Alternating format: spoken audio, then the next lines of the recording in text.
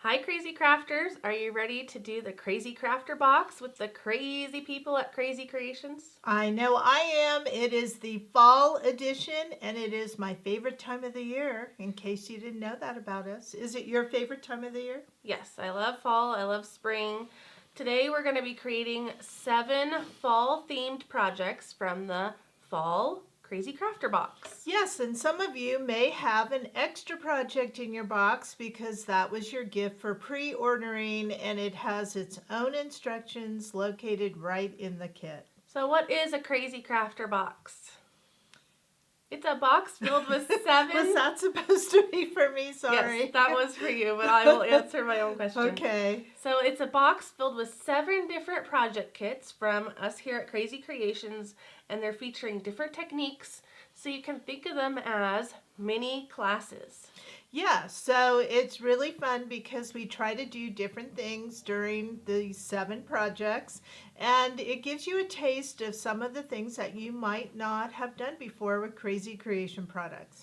If you've never met us before, my name is Jackie. And I'm Kara, and yes, we are a mother-daughter team, and we are a family business here in Wairika, California. So not only is it us here, but we also have someone behind the scenes today. His name is Eric, and he's going to be answering your questions and comments in that comment section for those of you who are watching us live today. So make sure if you're watching us live, say hello to all 3 of us.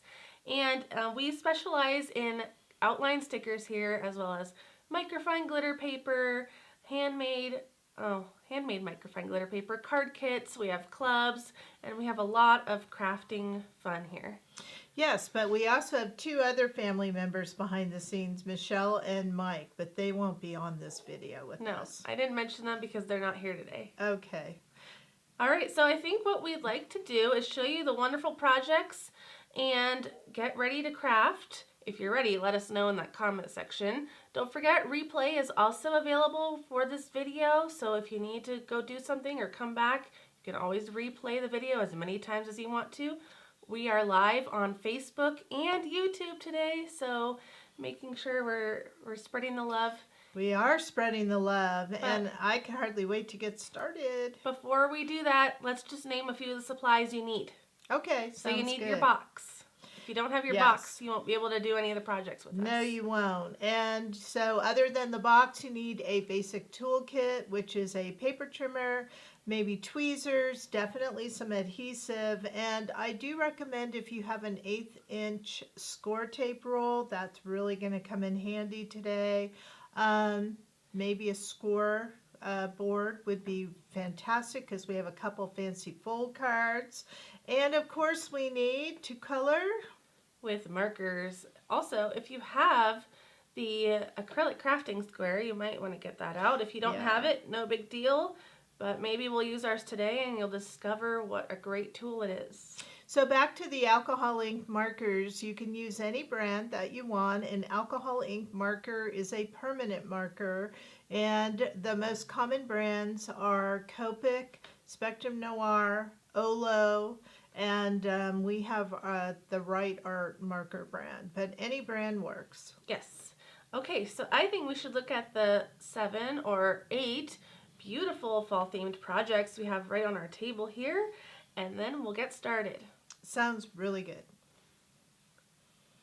Oh wow, look at this wonderful display. It just really gets you in the mood, doesn't it? Look at all these fun fall colors. Yeah, so these are all the projects that we're going to make, but I will say if you don't have this one, that's because this one was the gift, and we're not going to be featuring it in our video today, but look how this works. Isn't that cool?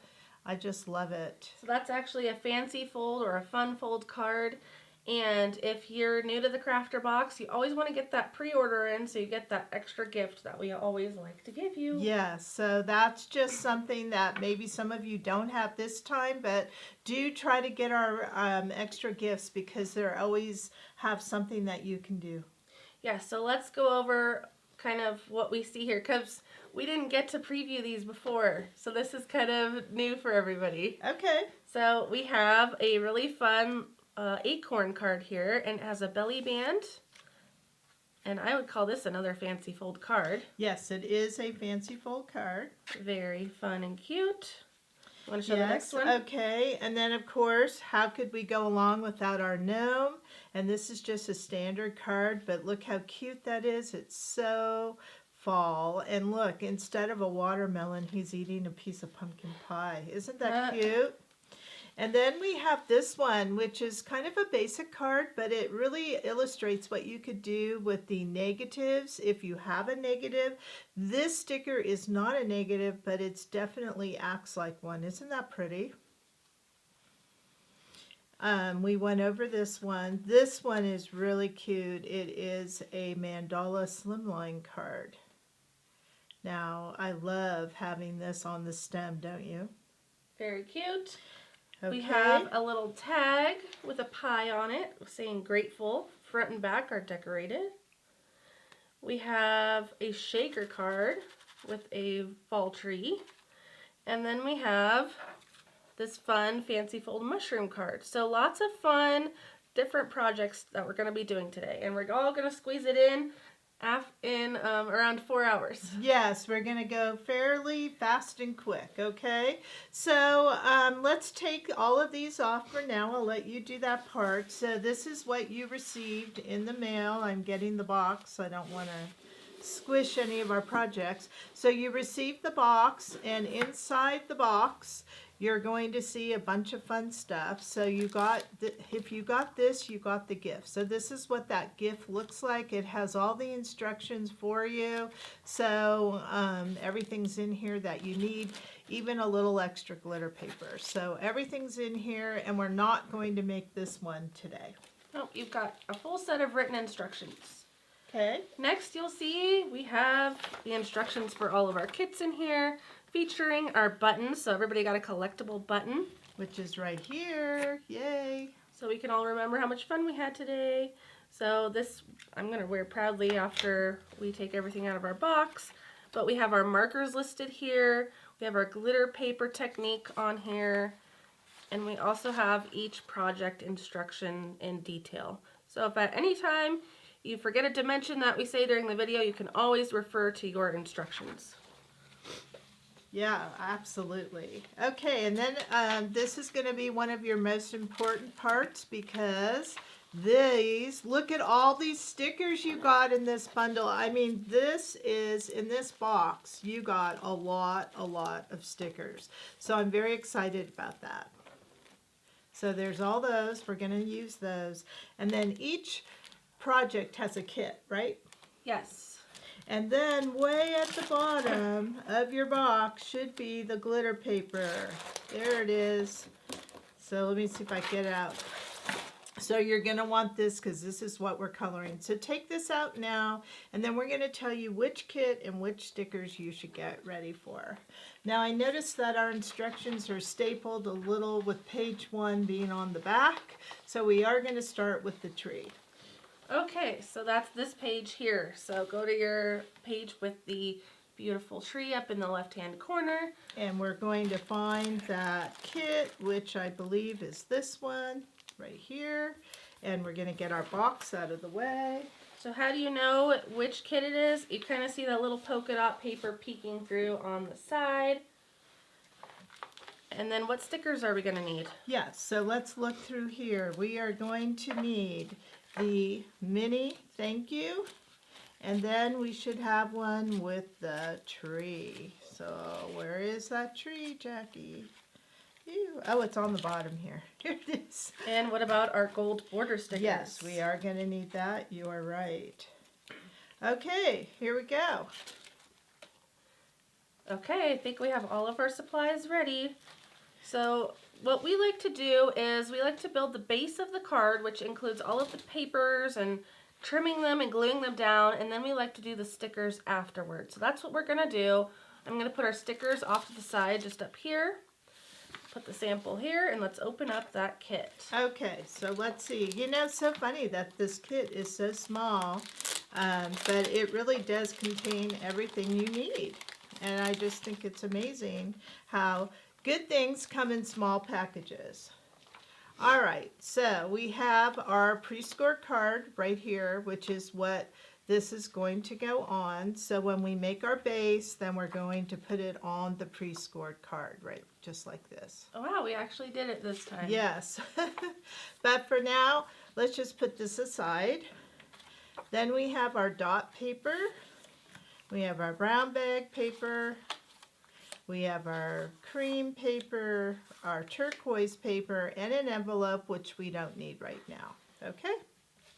Okie dokie. So I think we have to probably do some cutting, right? Yes, and thank you for highlighting all of those cuts in green for me. Yes, my pleasure. Okay, so first... Actually, I'm going to get my smaller cutting board so we could see a little better. That one, the blade needs help. This one is the one I brought in from my office. The small one. Oh, this one? Yes, I used it in a previous video and it was not good. Oh, all right. Then we'll go back to this one. Okay. Okay, so we'll zoom out so you can see the paper trimmer. First, we need our sea blue cardstock, which is turquoise to me. Yes, but it is called sea blue, just so you know. 4 1/4 by 5 1/2. Okay, so it is 4 1/4 by 5 1/2. So no cutting required. Awesome. Next is cream. 4 inches by 5 1/4. All right, so 4 inches. We're basically going to cut that 1/4 inch off. And 5 1/4, again, cut a 1/4 inch off of this. And now we have 4 by 5 1/4. Okay, next we need our brown bag paper. And it's going to be 3 3/4 by 5. All right, 3 3/4. And in case you're wondering, you're cutting 1/2 inch off the side and the bottom. Okay. And then next we have our dot paper. Ooh, I love this dot. You know, this is from the Authentique people. So this will be 3 3/4 by 1 1/2. All right, let's go ahead and do the 1 1/2. And I love all these fall colors in here, these dots. They're just so beautiful. And you said 3 3/4. Yes. Okie dokie. I'm just going to make sure both my 3 3/4 match up. Yep, they match fine. Okay. That's all the cutting? That's all the cutting. Yay. All right, so now what? So now we're going to adhere the papers in order according to the photograph. So the blue is going to be the first cardstock. Okay, and I did pull out my trusty crafting square so that I could get these aligned fairly nicely. All right, and then what are we going to put on here? We are going to put the cream on there. All right, so here goes the cream. And it doesn't matter what side you put the adhesive because both sides are the same. And then I'm going to hold this down. On my desktop, it won't wiggle because I have more of my silicone pad. Now, it seems like I didn't cut this well, or someone didn't cut that, because look, it's not even. It's even on the top, but not the side. So I'm going to make a quick adjustment. That's the thing about real time. You find out little nuances, right? Yeah, I've had that happen before. Well, we are crafters, and good thing I have this crafting thing so I could have seen Crafting square. where that crafting square, that's right there. That's perfect. Okay. We have a whole video on how to use the crafting square on our YouTube channel. Oh, good. Good, good. All right, so now we're going to put the brown. Yes, the brown bag. The brown bag, do you think that I'm going to have the same problem? Hope not. I am. So, you know, I'm just going to eyeball it this time. See, I need to cut that. Somehow, once one paper is cut not quite right, it's like a whole slew of issues, right? It kind of dominoes. All right, that looks really good. Okay, I love the layers of these. What about you? Yes, lots of layers. And then this dot paper that is down in the corner will go right across the bottom. Somehow this got out of the frame. About what, a quarter of an inch or so? Yes, that looks good. Well, you know what?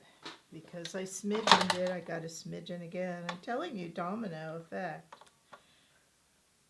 In case you are hearing a doggy in the background, It's not ours. not our dog. It's the neighbor's dog. Okay, there we go. Okay, so all of the papers are now down, and now let's decorate with some of these beautiful gold border stickers. So this is a great way to add some bling to your card. It doesn't add any bulk because they're flat. They've got adhesive on them already. So this is going to be a nice touch. Yes, and if you look at this particular border, it has many different designs. So it has the scallop, it has a straight line, and it has a diamond. So on the card sample, we use the diamond. So I'm going to go in and I'm going to grab the diamond. And they do have adhesive on them, so I don't have to worry about that. So I'm just going to simply put this on the top and the bottom of the dot paper. Okay, now again, this card, it's kind of basic, but look how beautiful it is. It's totally fall, and sometimes we need just that basic card so we could give it to friends, family, maybe co-workers. You know, it's always nice to have a card that you made. Okay, there's that, just like that. Now, I think we forgot to get our dots out.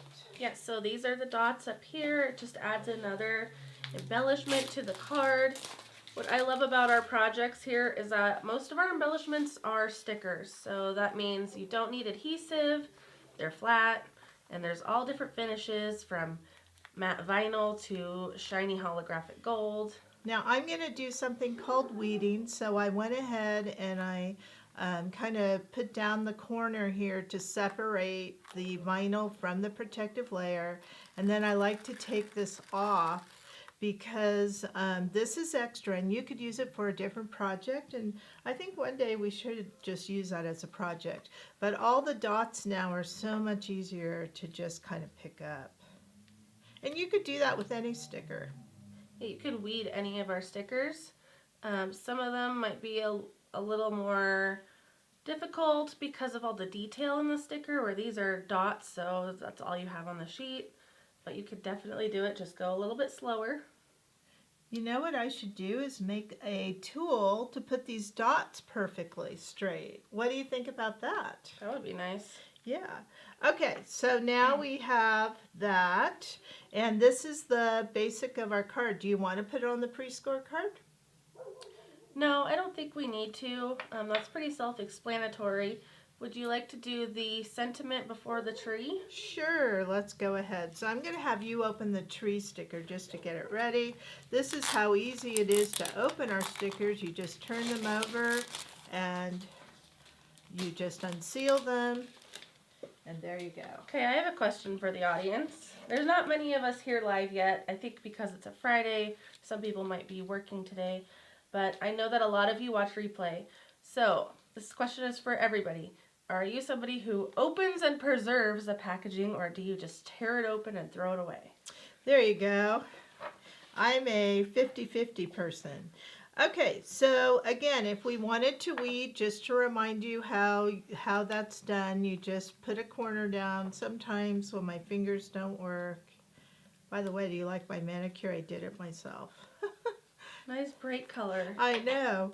I just kind of poke it with my tweezers, but again, this will make it so much easier for me to grab all of that. So I really like that. And we're going to do the thank you. So let me get my silicone mat because I love this mat. And what I love about it is I'm going to go ahead and take the thank off. But I notice I'm going to want to probably trim some of my tails here. So what I could do is kind of set it up, because what happens is when you're on the silicone mat, it comes right back up, right? Yes. Nothing really sticks to I'm it. going to kind of do it like this. Look, we have some answers I can read out loud. Okay. Becky Ann says she preserves hers for reuse. Ooh, reuse. I knew that about Becky Ann already. Me though. too. So, by the way, I'm just going to trim this just like that because I don't want as big of a tail. Jessica, it depends how nicely I tear it open. Sharon says she preserves hers, and Tammy says she keeps some and tosses some. I'm a rip and tosser. You are you? Yes. I knew that. And I know you like to preserve. I do. But I'm a 50-50. Now, don't go lining this up on the dots, because see what happens? It kind of goes up. The dots are every which way, so you kind of have to, there you go. And then I'm going to take this tail and trim it. All right.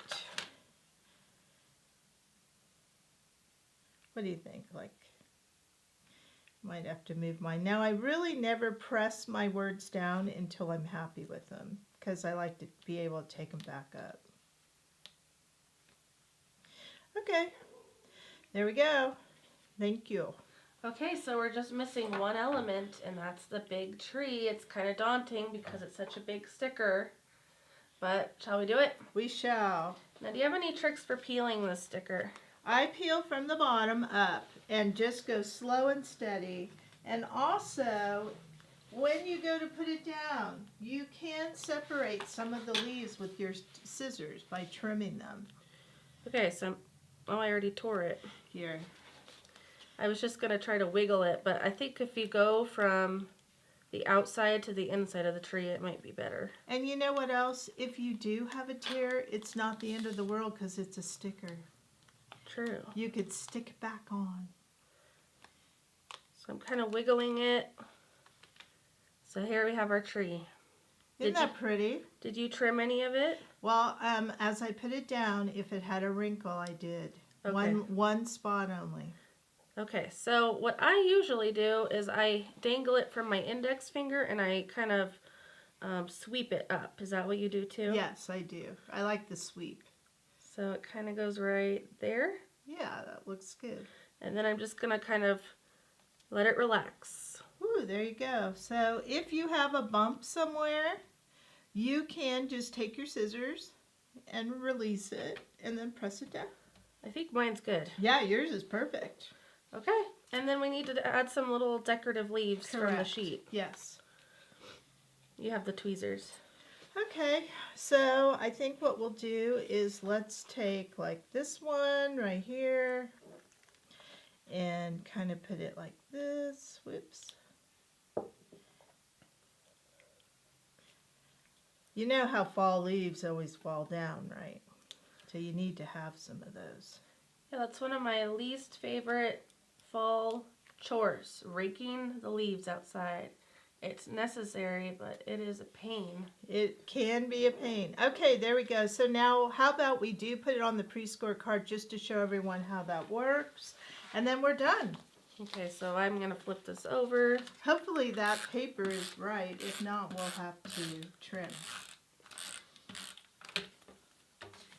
We're just going to take our pre-scored card and line it up so we cannot see it. And it looks like we do have to trim a tad of the white unless you want the white showing. That's the back piece. Yeah. Oh. So what she's saying is there's a white little strip showing here, but if I lift it up, it's actually showing from this piece over here. So I think I'm fine with it because it's part of the card. Okay, sounds good. When you open it, it looks perfect. All right. Well, if you're happy, I'm happy. Okay, so we've done card 1. Wasn't that an easy one? It was. So, what are we doing next? Okay. So project 2 is the mandala slimline card. Okay. So that would be this one right here. Yes, so I have an announcement to make on this, and thank you very much, Becky Ann, for pointing this out ahead of time. We love that you're our auditor, our chief auditor out there. Apparently, our team put the wrong sticker in there. Uh-oh. Yes, so we do have 2 stickers called Mandala Flower, and unfortunately they picked just a beautiful one but the wrong one. So if you're looking for the leaves, they won't be on there. Whoops. Okay, so this is the one that we're using for our project today. It does look a little different than that one. So you're going to need that. You're going to need the family sticker. And what else do we need, Jackie? We need our gold holographic and our kit.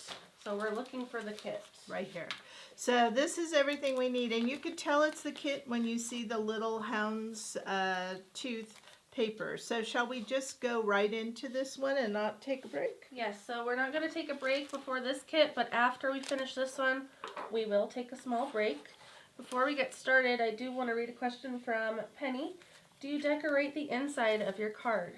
You know, I do, but I do them as I send them out. So you can put some of the images that are left over on the inside, like I think the one we just did, putting some of those leaves in there would be really a pretty extra. But in terms of a sentiment or something, or a saying, I wait till I see what I'm going to use it for. I think this is a great poll question for us to ask the viewers out there. So let us know if you personally decorate the inside of your cards. Okay, so we have our kit open, and we better get our paper trimmer out. Yes, I was going to try to use the other paper trimmer, but I didn't have time to change the blade, so I'll do that on the break. Okay, so I wanted to get all of our stickers out, so those are those, and off we go. Okay, so first we need our green houndstooth paper. Okay, which is right here. By the way, this paper is from one of the Krazy Creations collections. Yes, and then also included in your kit is a slimline card, so you might want to, fold that. And again, we like to do the base, so this should be 3.5 by 8.5, which fits perfectly on the top, as you could see. So we're going to do our base first, but we don't have to cut the houndstooth, so it's 3.5 by 8.5. Okay, that one's already cut. Right. So next we need our cream cardstock. Right here.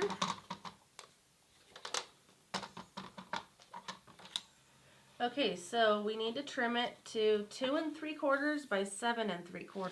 All right, so 2 1/4, half. No, 2 3/4. I know, I was counting over. Oh, okay. Okay, so 2.5, 2 3/4. There, I want to go right there. And you said by 7 3/4. All right, so let's open this up. 7 3/4. All right. No more paper cuts. I love that.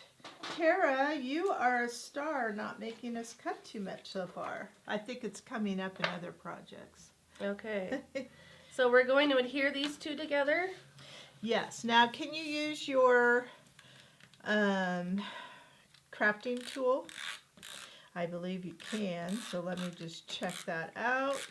What I mean is, do we have a little, what do you call that? Mark. So we do. And it's the 1, 2, third one over. Jackie, are you checking me? I feel you checking me. I'm 1, seeing 2, if it is written on there what that dimension is. It is, but not on the one here. This is our prototype. Oh. But it is on the other ones. Does that look right? It's hard for me to see. Just wing it. Just wing it. It was right, so I didn't have to wing it. There we go. All right. Okay. That thing comes in handy. Okay, so now we're just going to take a border sticker and go along the seam of the cream cardstock. This time we want a straight line border. Yeah, so there's one right here. We're just going to go like this.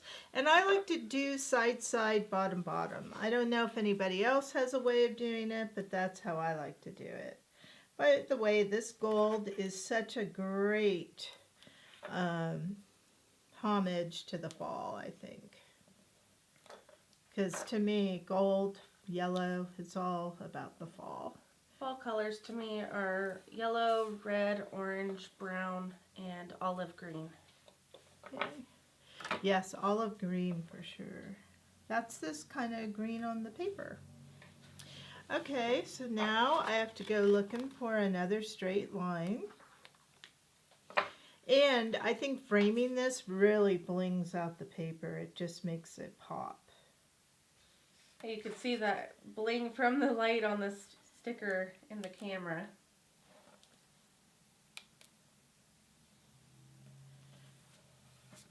Okay. All right. And then we're going to look for one more straight one. And it's going to go bottom, bottom. Bottom top, I should say. Bottom. And then the top. Alrighty.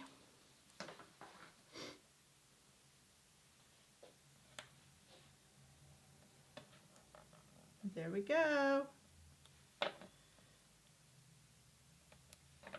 All right. Shall we press those down? Make sure. Do you want to do the little dots? Sure, I could do dots if we have them. Yeah, where'd you put them? Here they are. So if you notice, when we do our dots, it's always an odd number. Why is that? I think things personally always look good with a 3 or 5, but sometimes I've done 4, you know, the number 4 dots. It's just a matter of personal preference. I like 3.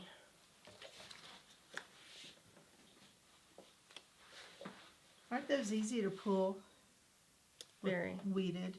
Okay, that was easy. So is the next step this stem here? Yes, and we don't have a black stem, so we have 2 choices. We can color a gold sticker black, or we can try to cut the side of our sticker sheet. I think let's try to do that. Okay. So that it matches the outline sticker. And just so you know, had we given you the other sticker, it had it on there. Okay, so just to recap, what we're doing is we're taking our mandala flower outline sticker. We're going to cut a strip from the side. I guess I'm going to give it a whirl. So what do you think? 1/4 of an inch or well, less? If you put it down, you could see the wire. Okay, I think that looks good. Yeah. So for this, I would recommend a sharp blade. How about you? I think it'll be all right, but yeah, sharp's always good.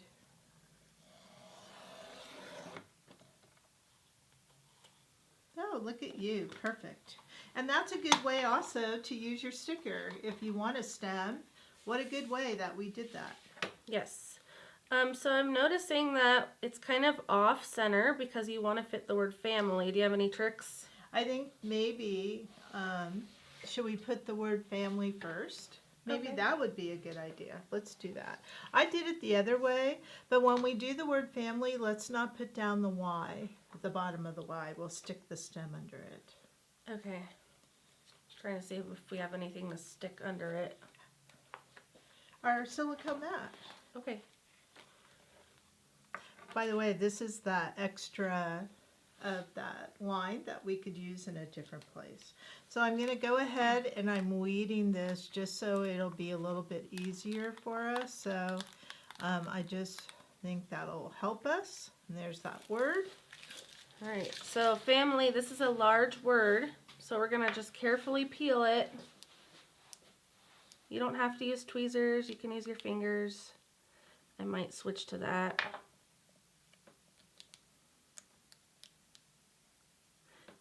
I like to grab the words in the middle.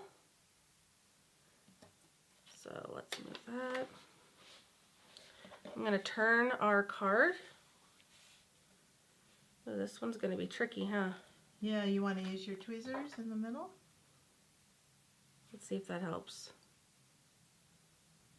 So I would start with the L, making sure that it goes to the top of the cream. All right. This This one's not. You know what another idea we could do? Trim it. And then stick it back together. Why don't we give all our tips? Okay, so you could do it all in one piece. We're doing a handoff here. Okay, so you can do it all in one piece. What I love about our stickers is they always go back into the way that you need it. And you can, you know, feather it along, sweep it. But if you're having a hard time, here's a good tip. Cut it. So let's go ahead and cut that. I'm just going to kind of stick that there for a minute and kind of see how much room I need for FAM. I'm going to use my tweezers. And then you can see how much more, you know, control you have. Well, let's just kind of put that there and let's see how we get this hooked back. And I have my silicone mat here just as I'm going to take it apart in a minute, but I want to get this up more. There's that. I'm going to move my word FAM. But because these are stickers, why make it hard on yourself? What do you think? That worked out, right, Jackie? That was a good tip. Okay, so now we're back to our stem. And is it the right length? More than the right length. Should we cut it? Yes. So it looks like our flower is going to be covering it, so we just need to kind of estimate where we want it to stop. So I'm not going to measure really, I'm just going to go to here. And you want the stem to go as further center as you can, so the flower's kind of centered. We're going to just peel the backing off. See, we've created our own border strip. Okay, now what with this mat in the way? Well, just kind of lift it up. There you go.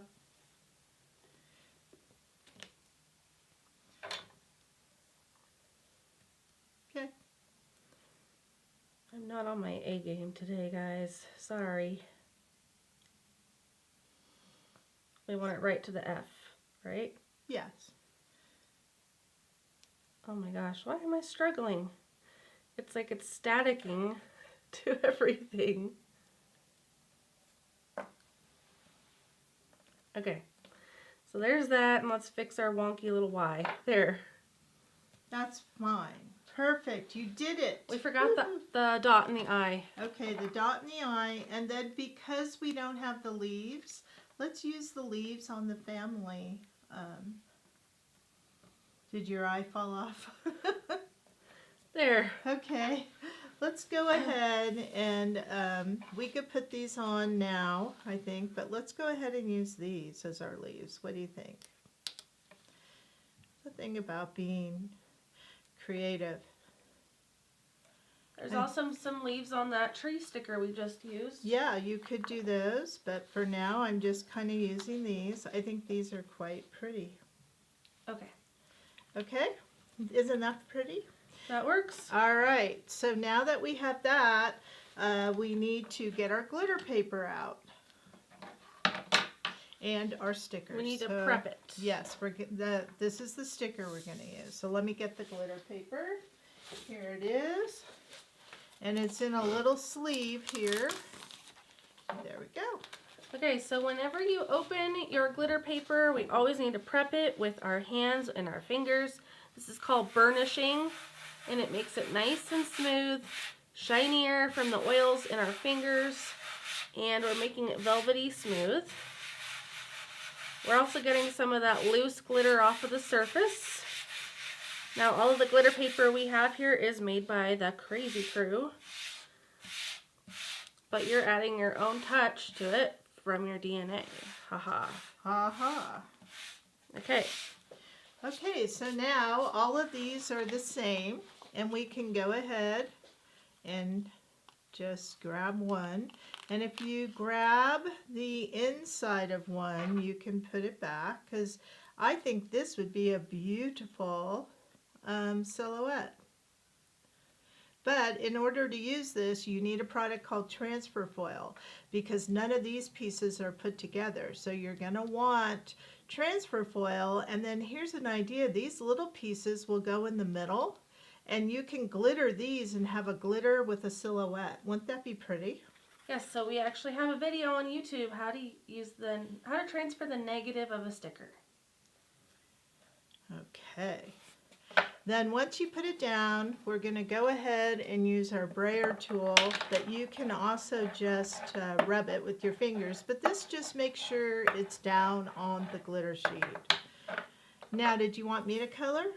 I could do the coloring. Okay. We're going to be using All the right. following colors. R15. Yeah, I had R15, but R17 or R20. Take your pick. Which one? R17. Okay. YR18. YR01. Y07. And we don't need, oh yeah, we do need the greens. YG29 and YG00. Okay, so if you don't have the right art markers, which we just said, then basically you're looking for a red, orange, light orange, yellow, dark green, and a light green. Why don't I see YGOO? Do you see it? It's over here. Oh, okay. Okay, so here's our fall colors. Now the basic technique is to color from dark to light. So I'm going to start with my red. And I think I'm going to do the outside here. So I'm going to start with the dark color. And I'm coloring over the lines, by the way. Yeah, I actually went from like here and then orange and then yellow. But you do it your way. Okay. I think it's good to have different ways. So I've got my orange and I'm going to pull the red up. Now I'm going to use a light orange to blend the dark orange up. So I'm pulling. And then a yellow on the very edge. So I'm going to repeat that process all the way around, okay? Now you could do a few of these petals at a time to save time, but you don't want to do all of them because then the ink will dry and it'll be harder for you to blend your colors. Now, one thing about a mandala is you can color in the lines if you so choose, but I think it's pretty cool, especially if you do an ombre effect, to go outside the lines, so it looks more natural to me. But either way is fine. So just to repeat, it's red, dark orange, light orange, yellow.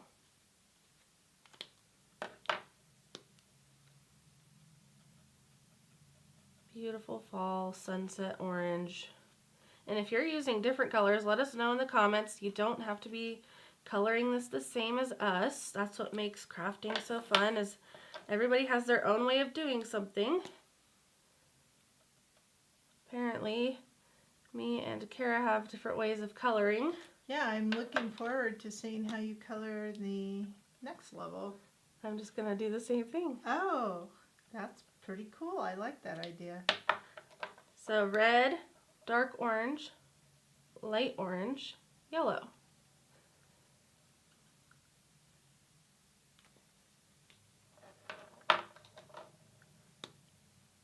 And it's going pretty quick.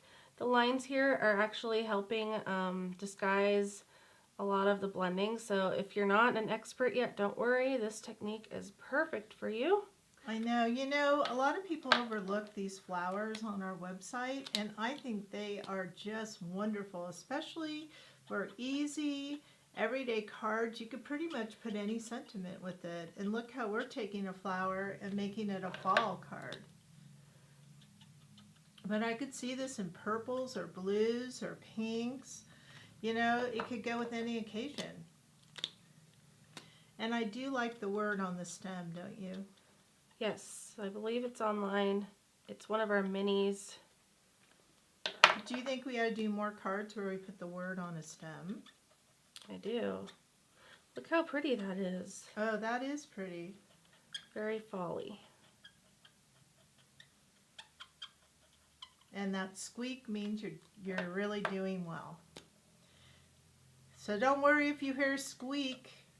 That's kind of what happens sometimes on the glitter paper, but if you're using the Olo markers, you do not have to press down very hard because they are super duper juicy, and that's what I love about them. Yes, light pressure with the Olos.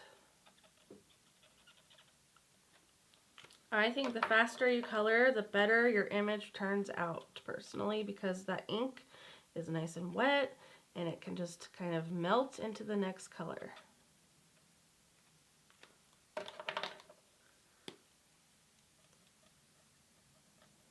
So we're almost done with these petals, and then we'll do the inside. What color should I do the inside?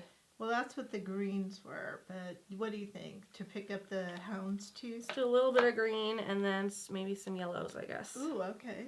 All right, so I gotta figure out, maybe I'll do these little arrow looking things green.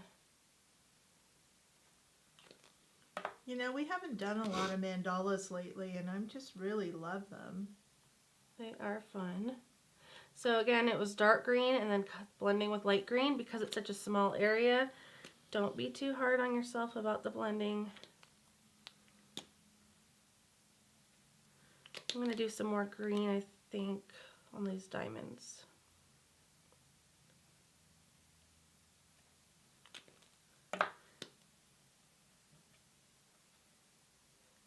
So it's like an olivey green and then a lime green.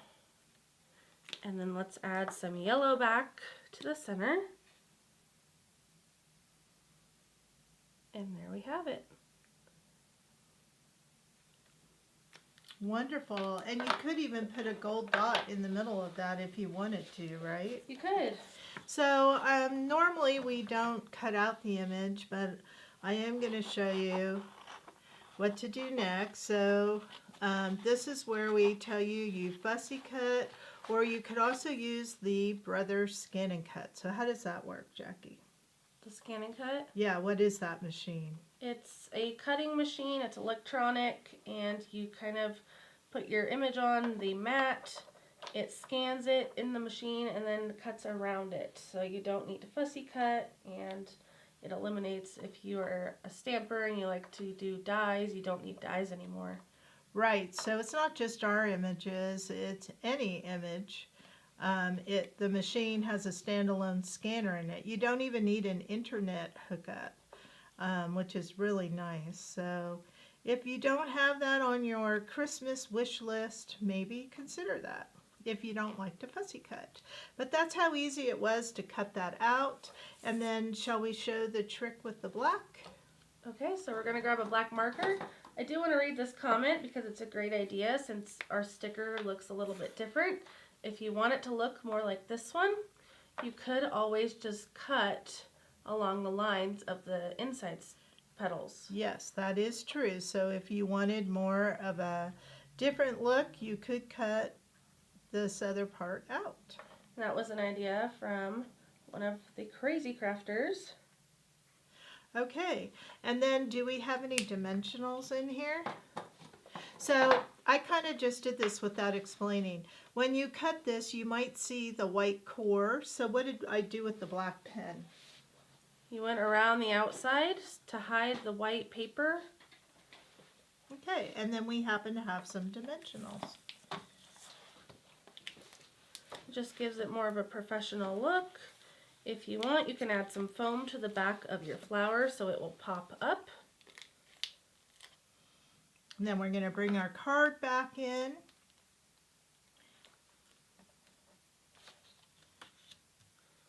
And we're just going to position the flower just like so. That looks so cute. And So both of those are really pretty, don't you think so? Yes. I mean, both look just phenomenal. Now, if you wanted to venture and try this one, do you know the number of the sticker? I will find that out and say it after our break. Okay, sounds great. So we're going to take a 3-minute break so we can prepare for the next project, and we'll see you in 3 minutes.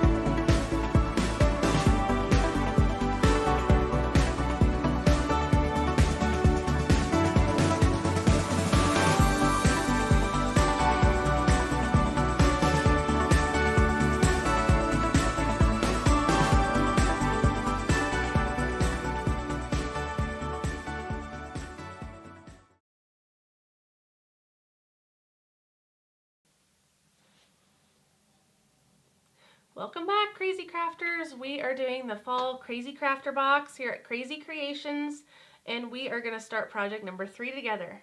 Yes, and before we go any further, I did pull that sticker. That is the other mandala flower, and I noticed that the description says large mandala flower. So I put it out here. Where'd it go? I just have it here. I put it behind me. Hold on. Okay, we're going to show you. So if you want to order it, the number is 5577. And can you hold it up just so we can see? Yeah, so you can see that it has the stems and those leaves and that flower. So it's also a different one. They're both beautiful, right? Yes, but I just wanted to let you know what that number was, just in case you want to be exactly like the sample. Okay. Okay, so we're going to move on to the cute little gnome card with the pumpkins. Let us know if you're ready for project number 3. We've got ready. 7 to do today, so we're almost halfway there. I'm telling you, I'm ready. Okay. Yay. That's good, because you're one of the teachers. You better be ready. Yeah. Okay, so we are looking for the 2 stickers. One is this watermelon gnome. We seem to use this a lot. It has a lot of different ways about it, but we have several gnome stickers on our website, right? We do, yes. Gnomes are popular. And then this one here is called, I believe, Pumpkin Harvest, and this is the other one. So let's go ahead and grab those. And then what does the kit look like? The kit is hard to distinguish, but it has white on both sides. And if we open it up, it should have some orange paper and brown paper inside. So let's make sure that it does. So this is the orange. It has kind of a cross pattern on it, and the back is Halloween-y. Ooh, okay. So very nice. So look at that right there. That says fall. If anything says fall, that says fall. All right, so I went ahead and I tried to change my blade. Let's see how it works. Okay, so we're going to trim our papers, starting with the brown cardstock. Okay. Brown cardstock. Check. Ooh, there's 2 brown cardstocks in there, so make sure you only use one. 4 1/4 by 5 1/2. All right, so this is 4 1/4 by 5 1/2. So we are good. No cutting on one of them. Awesome.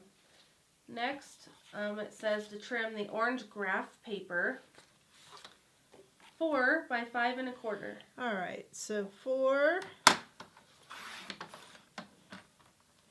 by 5 1/4. I really like this paper trimmer for card making because it just doesn't have that little gap of the ruler, and I do a better job.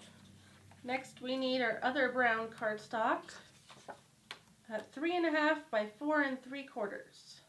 All right, so I'm going to cut this first at 4 3/4, and then you said 3 1/2.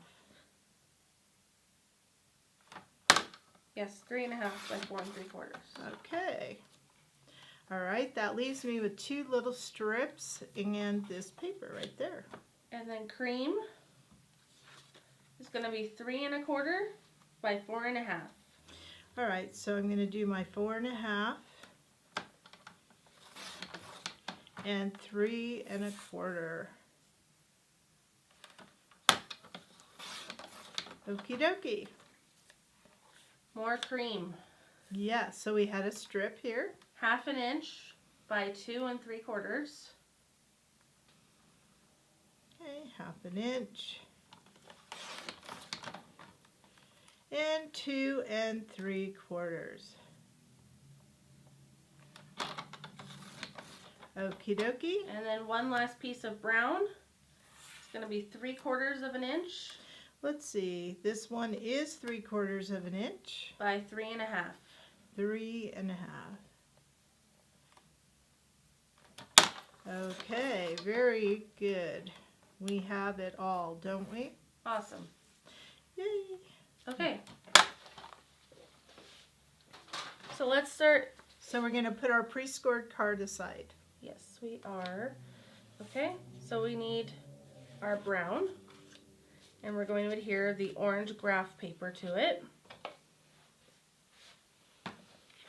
Okay, so I'll get my Krazy crafting tool. See how good I am today just wanting to use Acrylic this. crafting square. What did I call it? Krazy crafting tool. I have Krazy on my mind. Maybe I want to rename it. Okay, the acrylic crafting tool. Got it. Square. Square. Got it. Oh my gosh. I need some more coffee. Okay. Okay, next we're going to be tearing the cream and the brown. So the large ones. Okay. So as just a little side note for this, my little method of doing things is I match the bottoms and then I tear at the same time. Have you ever done that? I don't tear a lot. I'm terrible at tearing. But now if I move it up, it's kind of like perfect. See how I can move this up and it's really nicely matted. Yeah.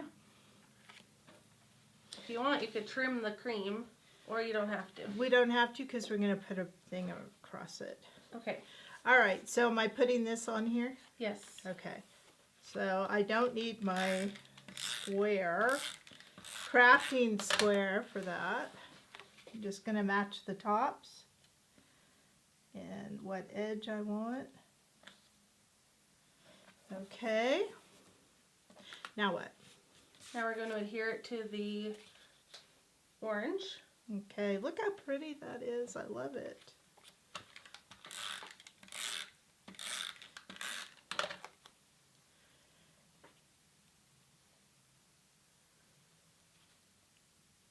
Okay. And then we're going to just adhere these last two strips together for the sentiment. All right, so it looks like the cream's going to go somewhat in the middle. Yep. I should have my little mat so I don't get adhesive all over the place. If you don't have a silicone little mat, you're missing out. These are the best. They never get adhesive on it because the adhesive won't stick to it. So therefore, on my crafting area, I never have to worry about having sticky adhesive. Now it does look like we're going to peel the sentiment and then peel a border. So let's get that sentiment going. So we can find the sentiment here on this one, the Pumpkin Harvest. And I believe it says Happy Harvest. So we're going to go ahead, find that happy. I'm just going to do a place setting and harvest. Okay. Oh wow, look what happened to me. Just kind of fell apart there. Okay. I just kind of wanted to see where this kind of goes. So it looks like I'm going to kind of go here. I want to leave a little room for that scallop. Somehow my harvest kind of tore, but that's okay because it's a sticker.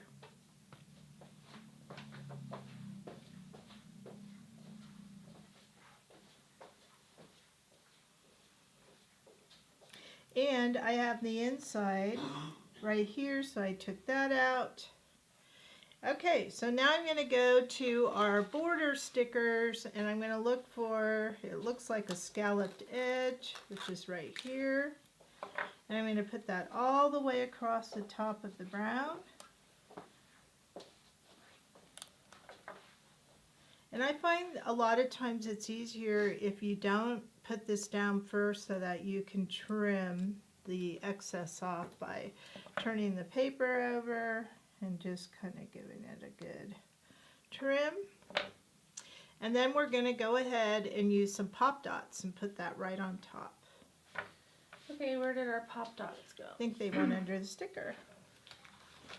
As a side note, when you have peeled and you still have the protective layer, you can put your extra sticker pieces for the borders back on there and then use them again. So I don't know about you, but whenever possible, I like to use large pop dots because it's so much I agree. easier.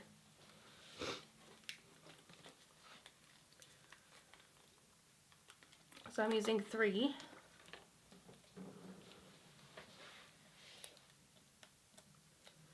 Turn it over and position it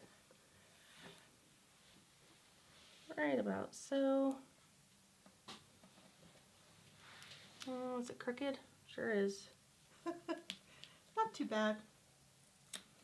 We live in a crooked world. I just can't get it right.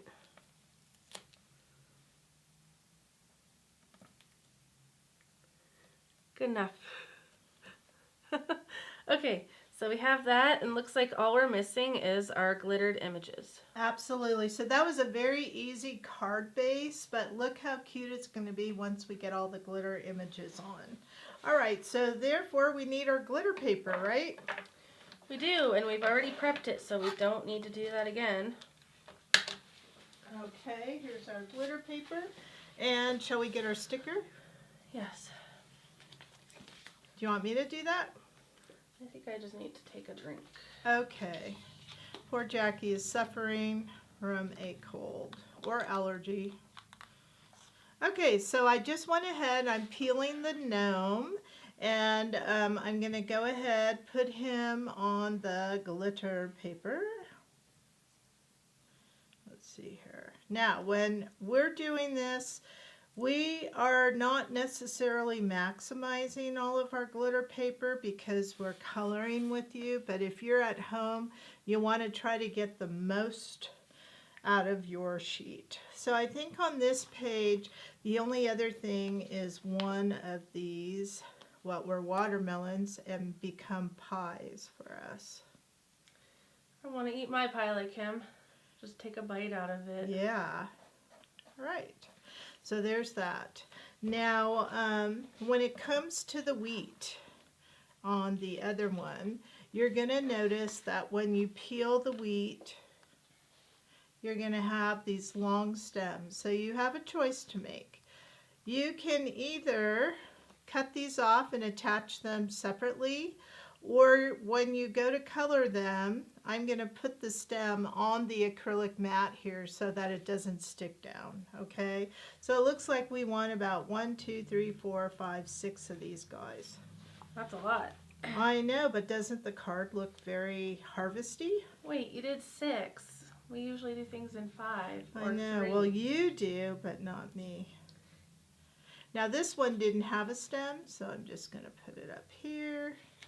You all, actually, we could do the same thing because it has a little tiny. Yeah, I did do 6. You're right. Can't argue with the facts. But this will, by doing this, what does this help with? Well, you conserve paper and it'll help you cut out later. Yeah, the fussy cutting, it eliminates a lot of that. Okay, how many do I have? 4. 4. Here's 5. And then let's get one more big one. Okay, and then we need 2 pumpkins after this. But do you see how little bit of glitter paper this really takes? Because you don't have to put all the stems on there. All right, and then each of these pumpkins are the same. So we're just going to go ahead, put this one down. And one more. So do you want to color? I will sure try. It's funny because you've colored all of these originals and then I have to figure out how to copy them. Well, that's what makes it fun. I used all the right arts this time on purpose so that I wondered if you'd notice. Only because my Olas were packed on a travel case. I didn't have them. Except when you use R15. I know, because I have R15. I think we sold R15. We just don't have it in here, huh? No, we just have the basic set. We're basic. So it's important to rub and burnish your stickers down. If you ever have bleeding, this is the #1 reason why. You did not rub. Yeah. And I think for that gnome around his nose and whiskers, that's really the most important part, right? Yeah. Okay, that looks good. All right, so are you going to start with the pumpkins?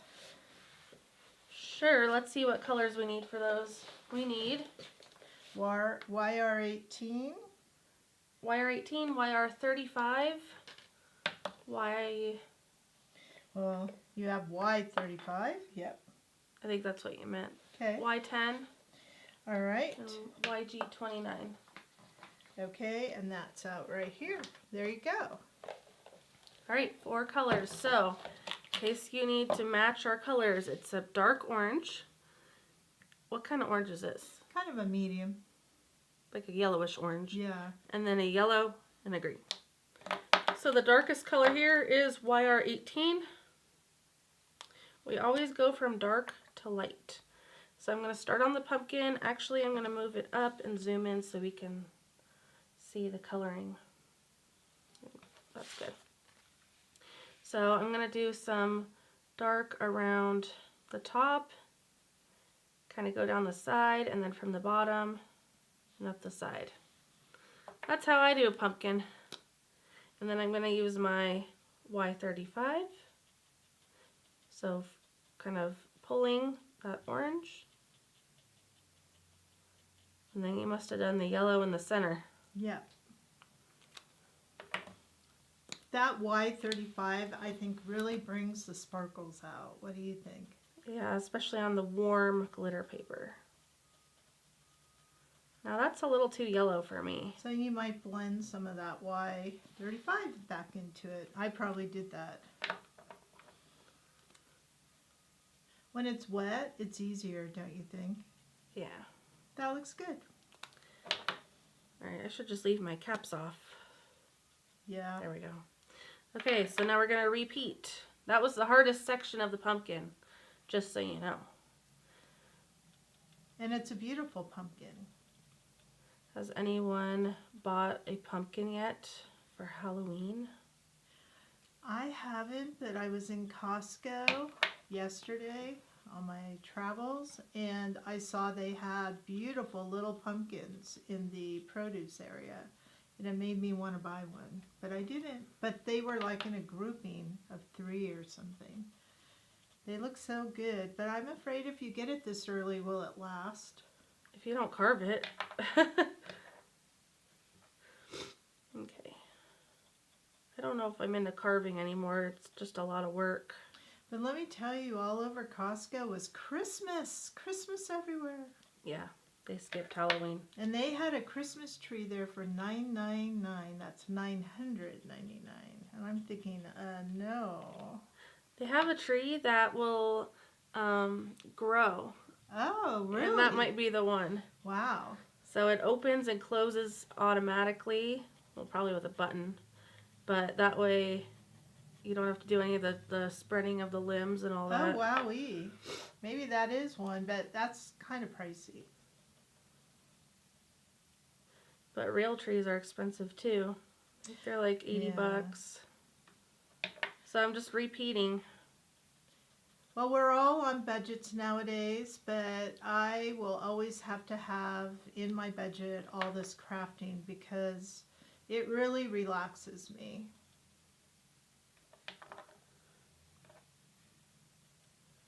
Coloring is very therapeutic, especially on the glitter paper because you really can't mess it up. Yeah. Well, your pumpkins are coming out beautifully. Are you happy with them? Yeah. Yeah, kind of. Would you have used different colors? Probably. But it's okay. That's what makes us so fun to be around. We are different yet alike. So it looks like, though, if we use that Y35, it's a really good one for the pumpkin pie. Yeah, it's kind of like kind of a rusty color. I think I'm just blending in some of that Orange with yellow. Okay, pumpkin's done. Yay. Now, why don't you do, oh, you didn't do the stem, and you need to do the pumpkin pie while you have that one out. Okay, stem. And this time we didn't blend at all, we just colored. You could with the yellow. Yeah, you could. Let's do it. So dark green and yellow. Looking for scratch paper, but I'm making my own. Envelope. Okay. Yellow is a good one to blend on orange, green, red. It's a good color for blending. I think our yellow might be getting dry. We could go to YO2. All right, pumpkin pie time. You're at the very top of the screen. There you go.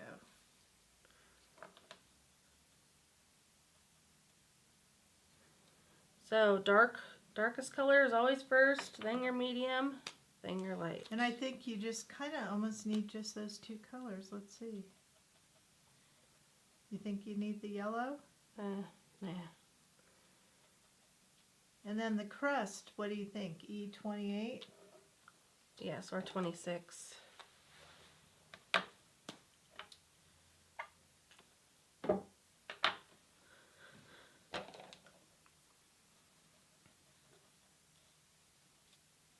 All right, I'm going to have to step away for a minute. If you could finish coloring that. Okie dokie. So now let's go ahead and do the wheat while we're at it. And for the wheat, I'm going to go ahead and use this E28. Let's see, she likes E26. Let's see what that color's like. So that's E26. Here's E28. They're very close, but let's use the 26 because she likes that color a lot. Jackie does. So we're just going to put a dab of this brown in here.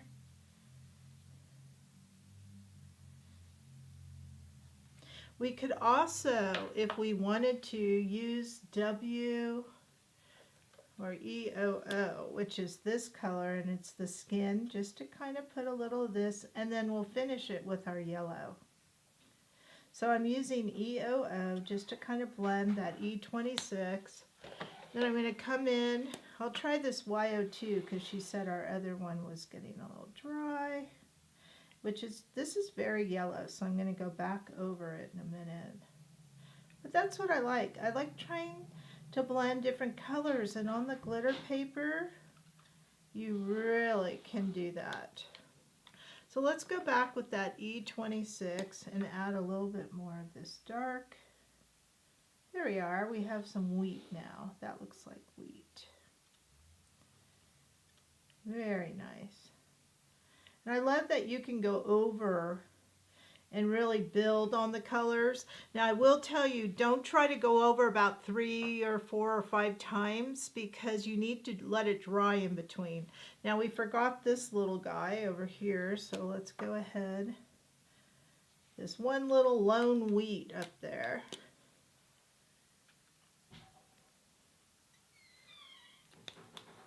All right, there we go. Very good. All right, now we're on to coloring our gnome, and we're going to go ahead. I'm going to start with the nose. So I like to do that with EOO. You could also use WGOO, but on the glitter paper, I like his skin to be a little darker. So it's going to be the hands and the nose. Okay. All right, now we need to find our gray. And in this one, I only used the CGO2, which I'm having a hard time finding. Where are you, CGO2? Right here. And we're going to use the colorless blender. So I'm going to use the Olo colorless blender. Honestly, this is the best blender ever. Make sure it's clean, which it is. And we'll use that. So we're going to come in here for the nose. The mustache by the nose. We're going to put a little bit of gray, and a little bit under here. So I'm just shading. I really want a white beard, but this little light gray adds some shadows. All right. And then I could go in with my colorless blender and just blend that into the glitter paper so I don't see any harsh lines. But this is so juicy, this Olo marker. It makes it so easy. Okay, and it doesn't look like a lot. You can go back and add a little bit more, but you don't want too much because honestly, when you color the rest, the white beard with the shadow will stand out. Okay?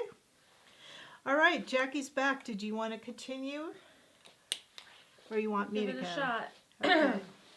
So we're going to do the hat with the B09 and B02. B09, B02. So just two colors. Remember, the technique is dark to light. So it looks like on the hat, we're just going to do each section separately. And I'm going to go from the sides here.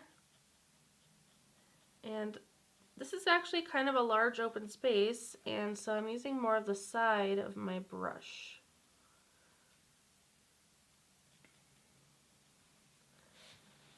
Okay. We can always add more dark color later, but we cannot erase it.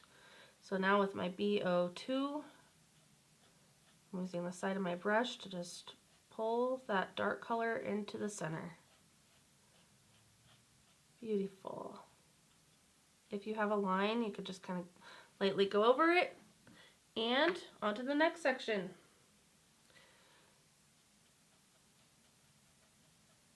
So again, from the sides, and we'll get in that little, what do you call that, curlicue? Yeah, seems like a curlicue of sorts. And then B02. Drag that color into the center so it looks like there's a highlight in the center of the hat. Okay. Now it looks like we have his sleeves, right? So just adding a tiny bit of that dark blue.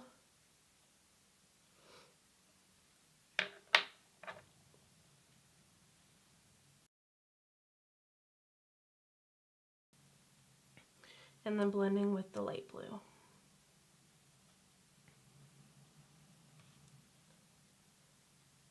Okay, now he's all color coordinated. Did we do all the browns already? Not yet. Not yet. So what color do you want the pants to be? You want to try E28, E26? E18, E26.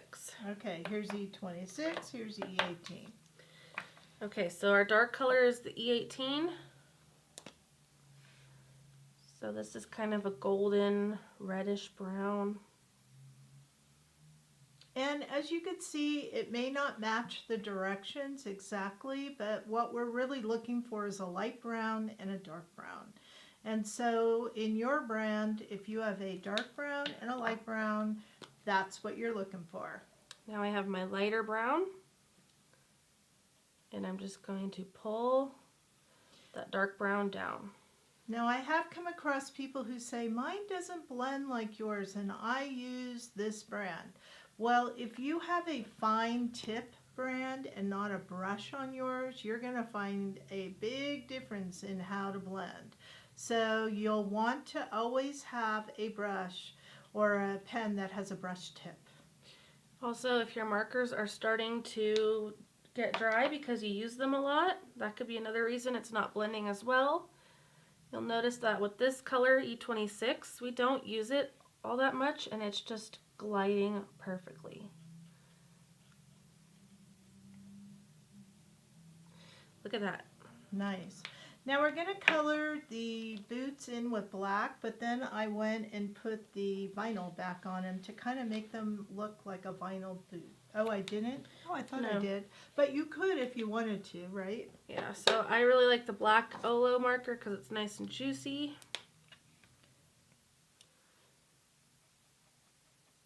This way his glitter shines through. Yeah, that's true. Okay, there's the boots. So your final step is to trim all of these pieces out, just like we did with the flower, and you're going to follow the outside of each of these images. And when you get to this curly Q, one little trick we have is as you're cutting, lift this part up and cut underneath it and then let it go back down, okay? So once you cut all of that out, we're going to come back to our card here, and what I would suggest that you do is that you kind of lay your pieces out. So lay where you want the pumpkin and the gnome, and then I would adhere my wheat down, and then I would put the pumpkins on top, and then the gnome has those pop dot dimensionals. Okay, so we're going to take a quick 3-minute break and we'll be back with project number 4, which is a little pie tag. So we'll see you soon.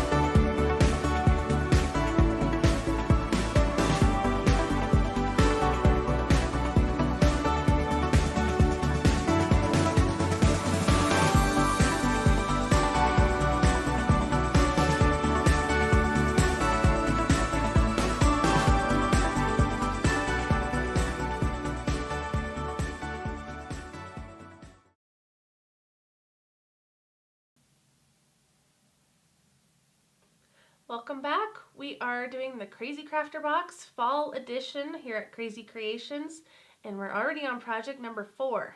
I know, time is just flying by, and I'm so excited because this one is a cute little tag that you could put on any gift. So maybe you like to bring something for the holidays, and how cute would that be to present it with a nice little tag? Yes, and we hope that you're all having a lot of fun crafting with us today. Remember, if you have any questions during a project, we're reading your comments live. So if you have one, you can type it live in the comment section on Facebook. And we better start looking at our YouTube too. Yeah, we better. So maybe I could jump on that while we're doing our thing here. All right, so let's take a peek at the project and then we'll get started. Okay, sounds good. All right, so this is that cute little tag, and it comes in we gave you a plastic kind of tag thing. I don't know what it's called, like a little like a envelope. vinyl. Yeah, it's a vinyl envelope. And here's this is apple pie. That just totally reminds me of a Thanksgiving type thing. And then on the back, you can write a note, and this does come right out, just like that. So how cute is that? Now, we didn't give you any ribbon or twine because we felt that was something that could be personalized by what you would like to use. Now, this would be such a great way to put a little thank you tag, a little handmade something on whatever you bring, whatever dish you bring to Thanksgiving this year.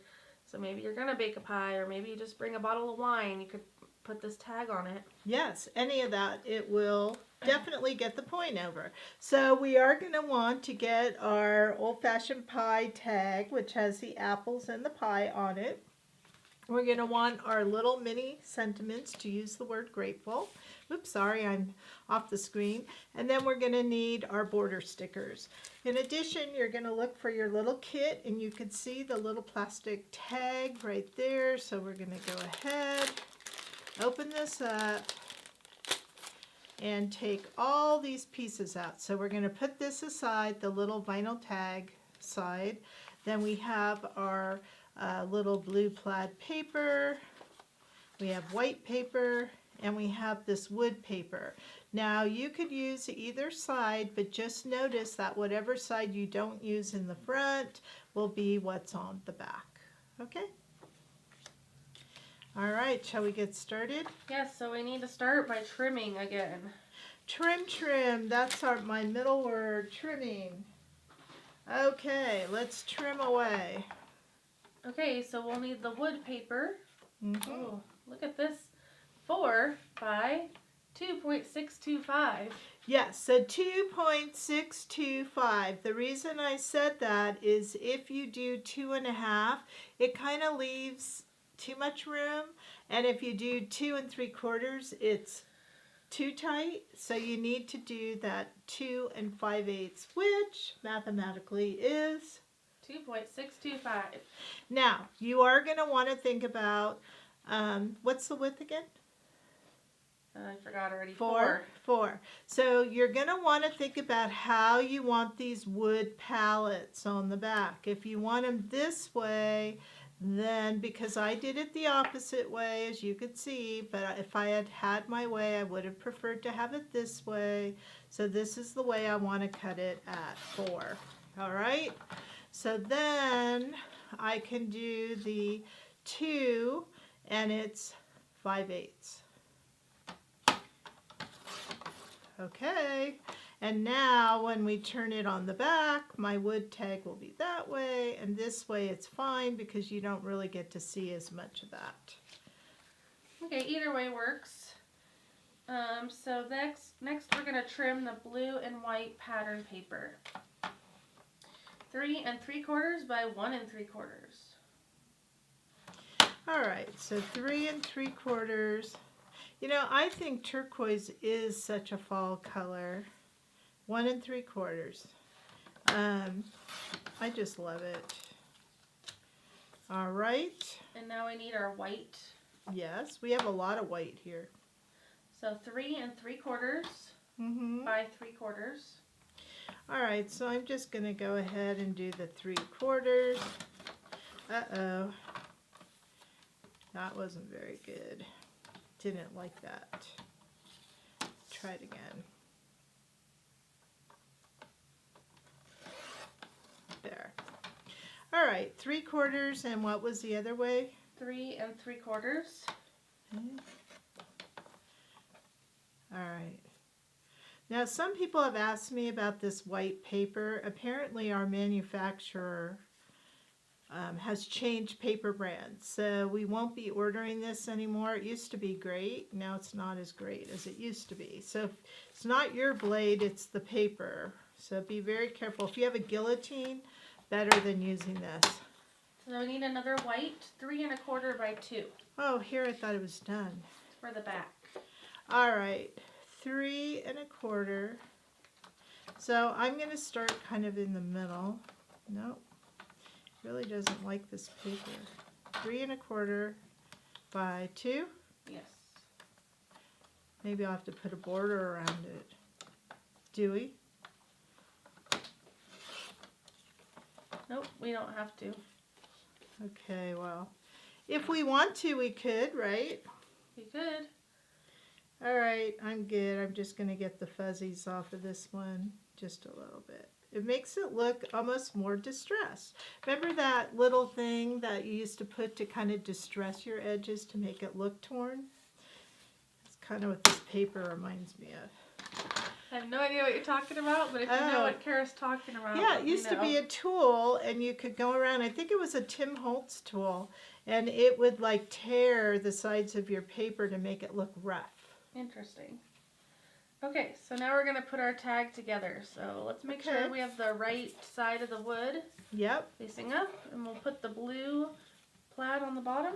Okay, I'm going to get my silicone mat here. Okay, I love this comment we got from Denise, so I'm going to read it out loud. I'm getting inspired to make cards again. It's been a while, so I need to get out my stickers, pens, and glitter paper. Yes, indeed.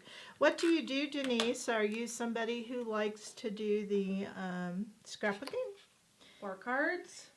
She said she's getting back into cards, right? Make cards again. Oh, I see. Maybe she just took a break. Maybe. Am I putting the white on top? Yes. And it really doesn't matter if it overlaps because it's supposed to. And you just kind of want the sides to be as close as you can, but we're going to put a border sticker down. Oh, look, Lisa remembers the tool that you're talking about. Oh, good. I'm not just making it up. What was it called? If any, I don't remember that part. Sorry, I'm just fixing this. Okay. There we go. And then we're going to put that border, right? And it looks like a straight line. Now this line is too small, so we'll have to go for a new one.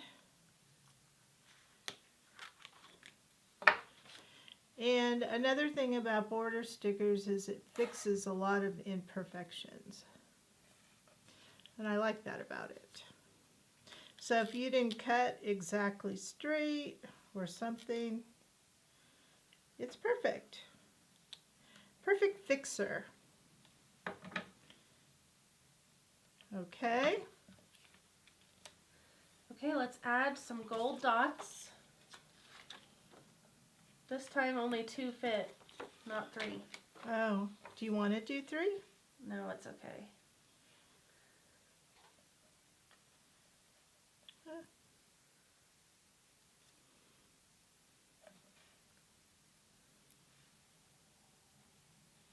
For you, I'm going to try it. Look, I did. Whoa. Okay. We got the dots, and shall we get our word grateful? Now this time I did not take the tails off when I did it, so let's try it. Now one good thing about using tweezers, if you put this in the middle of the word like I just did, it gives you a lot more control of your word.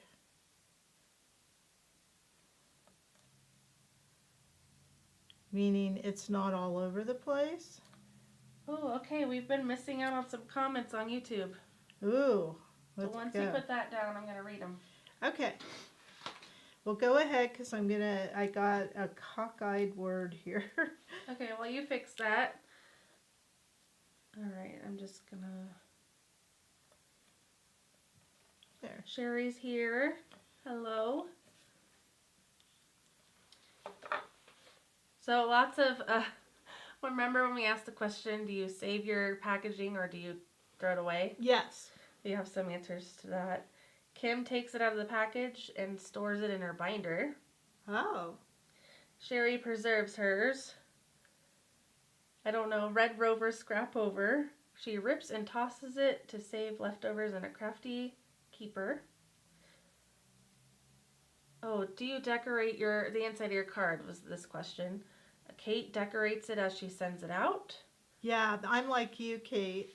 By the way, while you're reading this, I'm going to turn this over and I'm going to put this paper right in the middle of the back, okay? Okay, and then one more comment I'll read is from Judy. Is it easy to cut through the glitter paper? Very easy. In fact, your glitter paper can be, you could use your die cut machine. You can put it in your electronic die cutting machine. All of those things work. So, yes, very easy. You don't have to have a certain kind of scissors or anything of that nature. So there's that. We did the back. And here's back to the front right there. Okay, so guess what's left? The glitter paper. The pie. Yeah, the pie. So let's go ahead and we're going to get this. And shall we go toward the top up here? Okay. So we need the pie outline sticker. So you actually have 3 on a sheet here, which means you have leftovers for other projects. So I'm just going to peel with my fingers. There's the pie. And then we need some apples. So 1. I kind of feel like you need an apple right now.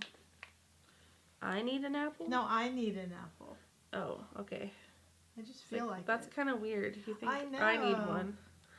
No, I didn't think you needed one. How would I know? Exactly. And 3. Okay. Now one of these has some inside seeds. Do you put those on at the end? Yes. Okay. Definitely. Same with the little hearts.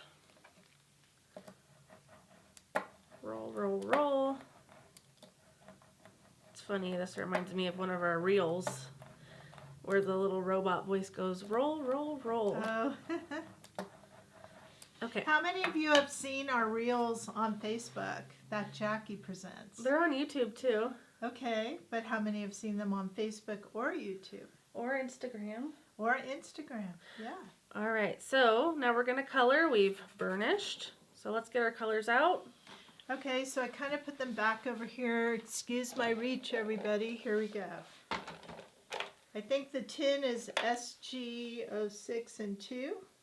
CG06, CG02. Yeah, I can't even say. That's an S, isn't it? No, it's a C. Okay, got it. E40 and E28. E40. I like E26. Got it. The apples are GOO, R17, R03, YG29. I think that's it. Okay, there we go. Okay, so we're going to start coloring here. What should we start with? Maybe the pie tin. Okay, so that's 2 grays, dark gray, light gray, starting out easy. Now, I say it's easy because if you look at the bottom of the pie here, we've got all these little sections, and smaller sections are always easier than one large section. So this is going to be our challenge, but we have some tricks up our sleeves.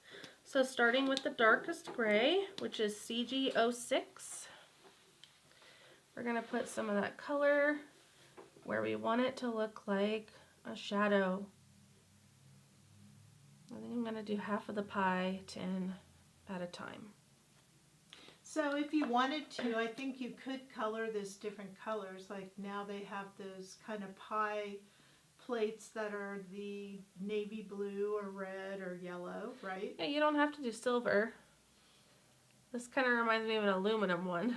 Yeah, me too. That's why I was thinking silver. But I was just thinking, you see those really beautiful farmhouse color ones. Yeah.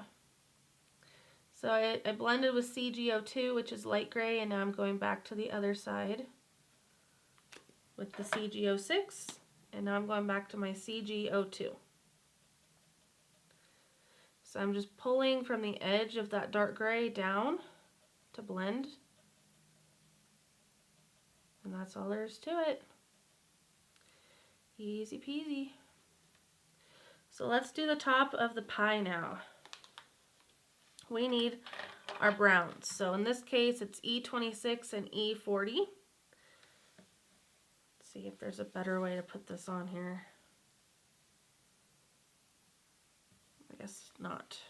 Just trying to squeeze them in. Okay, so I'm going to grab my E26. This is my new favorite brown because it's kind of light, but it also has a lot of warm tones in it. And I'm going to put the color on the edge of the pie, and I'm using the side of the brush. Now you said that before, so you like the side when there are really large areas? Yes. You get more coverage and it's less streaky. So again, going back to my comment, if you have straight edge markers, fine tips, that is really difficult for the blending process. And then we're going to go to the side again for the blending marker. So this is straight up. This is the side.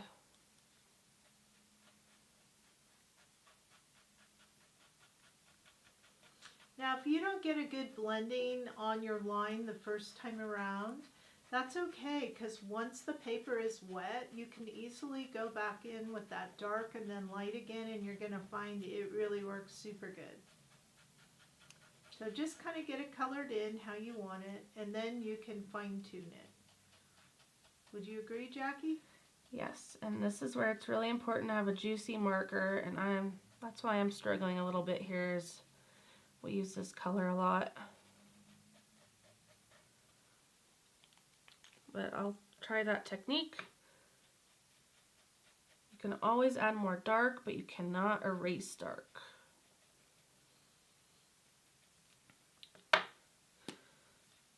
Back to my E40.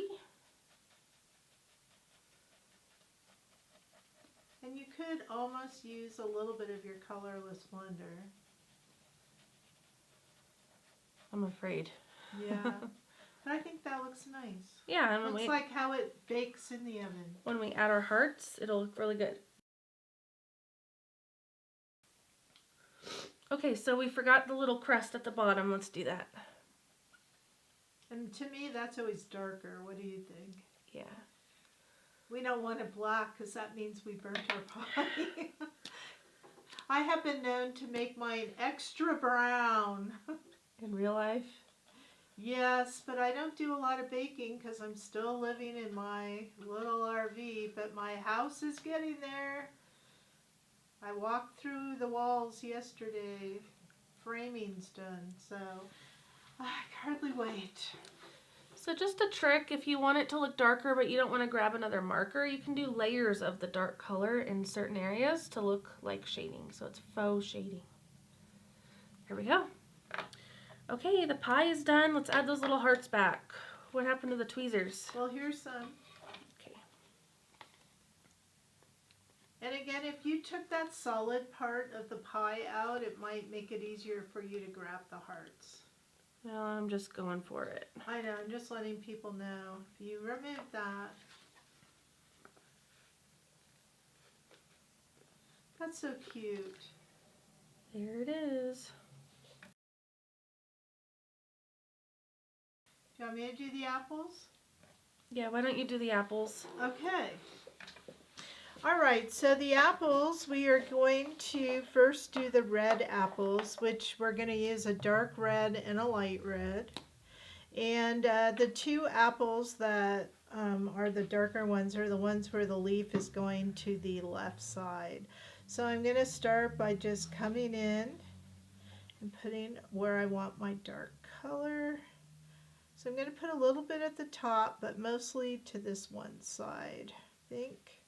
And I'm going to do both at the same time, just because they're not large, so I don't think it'll dry real fast. Might want to move it down a little. Okay, there we go. Okay, so now I'm going to come in with my light red, which is R03, start where that dark red ends, and just kind of blend it. And there we go. And if you wanted to, you could color outside the line here because you will be cutting these out so nobody's going to see that. But look how pretty that is. Now, as Jackie indicated, if you wanted to come in and make it a little darker, you could come back and put a little dark in here. And I just think this apple is looking really yummy. Yummy, yummy.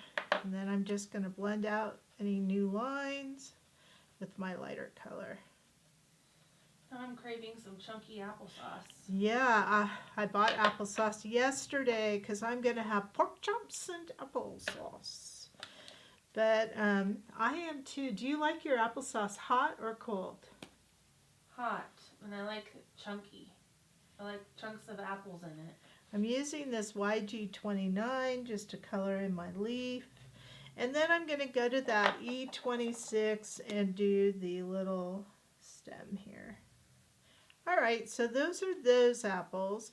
Now for this one, we're going to use a really light yellow, that E40, which is right here. And I want to make sure you don't see this, but off the screen, I'm cleaning it. I didn't want any of brown color in there. So I'm just going to kind of put, even though it had a little brown, but we'll put a little yellow in here. Maybe because this one is getting dry, I'm going to go to my Y07.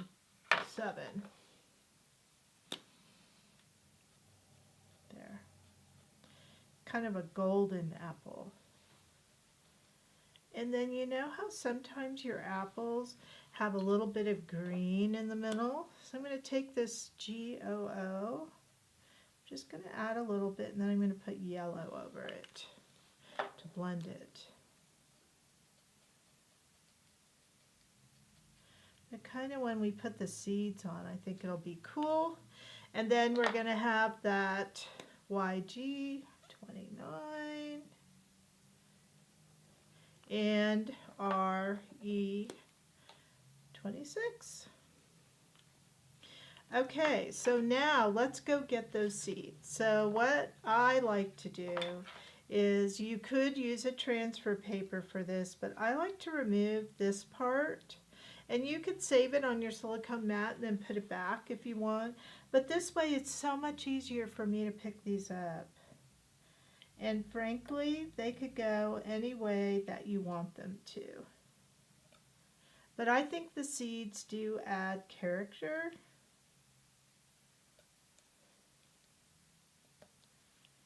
So I'm just going to put it like that. And then on the other side. I'll read a couple of comments here. Kristen says she loves the pie. So cute. Hey, Kristen. Penny says her fluted pie is white. I've never heard of that kind of pie. Have you? No. And, oh, maybe her pie tin. Oh. Oh, yes. Sorry. My Okay. pie tin is white. Maybe I need to read better. Now, when you put this back, and if you wanted to use this as a silhouette transfer, look how pretty that apple would be. Isn't that gorgeous? All right, so I put that back after taking it off. And now that we put the seeds here, look how that green just really makes it pop. Isn't that cute? So all that's left is to trim each one of these out. And we're going to go ahead, put it on our tag, and then once we put it on the tag, you put your pie down, you could put an apple behind, one here, and there you go. Write your cute sentiment. If you want to use a border sticker, you can. And then when you're all set, you're going to come take it and put it right here into your tag so that it's protected. And put a little twine, and look how pretty that turned out. Isn't that gorgeous? That is very cute. A nice little gift.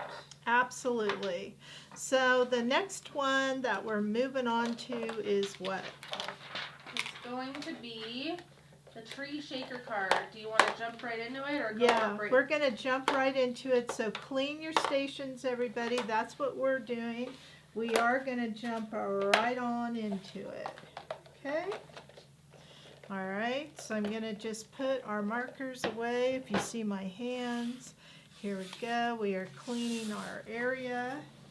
I need a clean area to work. Okay. And I think we're ready. So we need to get our stickers. So, which stickers would that be, Jackie? I'll let you kind of... Well, we need to find the tree in the frame. That's this one here. And it has a sentiment on it. So we just need the border sticker, which we have right here. And we're all set. Okay, perfect.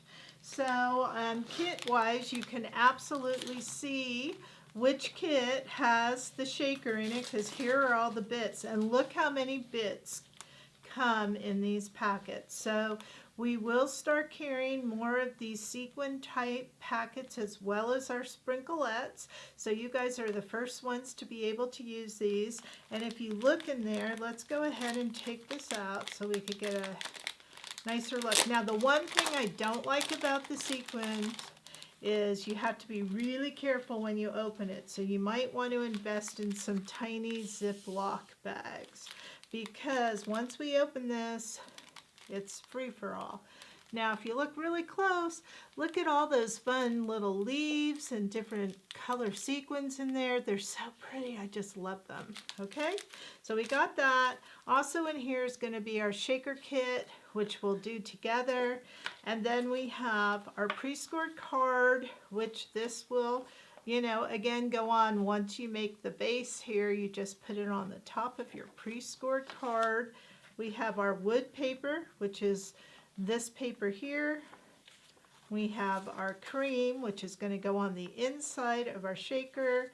We have our plaid. Now you could use this plaid or this plaid, whichever one you prefer. And then we have some black, white, and our envelope I'm going to put aside. Again, doesn't this scream fall right here? And it's our brand new Spooky Plaids, right? It is Spooky Plaid, yes. So that's this paper here. It's our new collection online. If you want to check it out, visit our website and look at all the different plaids on there. Okay, so are we ready to start our cutting process? Yes. So I'm going to read out the dimensions for you. So we need our wood patterned paper to be 4 1/4 by 5 1/2. Which it is 4 1/4 by 5 1/2. And I just want to note that you could use this side or this side when you're making your card. It doesn't matter. They're both beautiful. This is the side I used in the sample card. Okay, and then we need our plaid paper, Spooky Plaid, to be 3 3/4 by 4 3/4. All right, 3 3/4 by 4 3/4. Okie dokie. Next is the white cardstock, 1/2 inch by 2 1/4. So this is going to be for this sentiment, just so you know. Half, you said half? 1/2 inch by 2 1/4. Okay. It's always a pet peeve of mine when people say 1/4. It's a quarter. Oh, I didn't know that. Okay. Next we need our black cardstock at 2 1/2 by 3/4. So it's at 2 3/4, so I'll make it 2 1/2, and you said 3/4.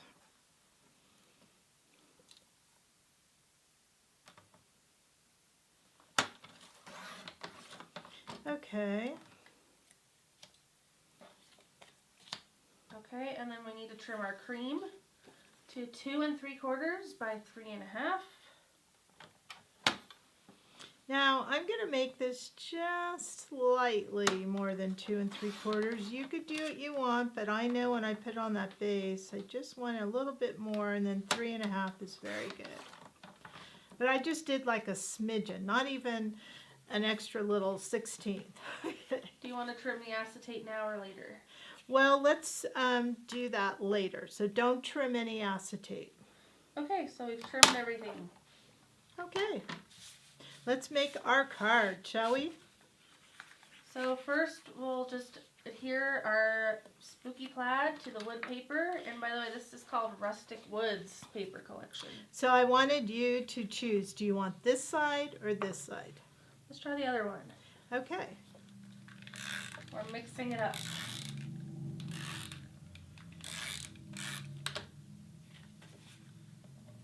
And I'm not gonna, am I going toward the top? I think I am. Yeah. So I'm just gonna eyeball it this time. Okay. Next we'll need to put our scalloped border sticker around the edge. All right. Do you want me to do that or you want to do it? You better do it. All right, I'll do it. I have a tickle in my throat. Okay, so I'm going to use the straight edge to kind of go around the paper here, meaning I'm putting the straight and letting the scallop be on the outside. Okay, then we'll trim. And I don't think we'll get this on the other side, but it may. No, it's not quite long enough, but I'll show you how to piece two together, so we'll do that. Okay, so then I'm grabbing another scallop right here. So again, remember, I personally like to do side to side.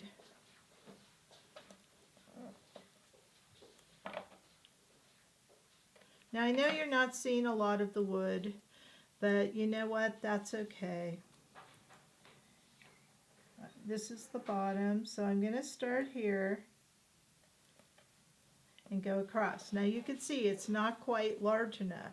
So if I take a scallop that that is also small, and you can kind of, well, this one has a straight edge, so let me just cut that part off. There we go. You can kind of just put it where a scallop is, and nobody can really see when you match it. So therefore, you don't have to have a big piece. Okay? So again, I'm going to do that again because I have another piece that's smaller. And I had one that we had started earlier. And again, where it's very straight because it was the end of one, I'm just kind of cutting that off because that, I find that it looks better when you don't have that straight edge. And then I'm just going to put it back. And there we go. All right. And then I'm going to put my extra pieces back. Now I believe, Jackie, we are on to doing our sentiment, right? Yep, so we're just going to put the two pieces together and then peel the sentiment. All right, let me just get that off. I have little bits of that scallop all over me. Okay.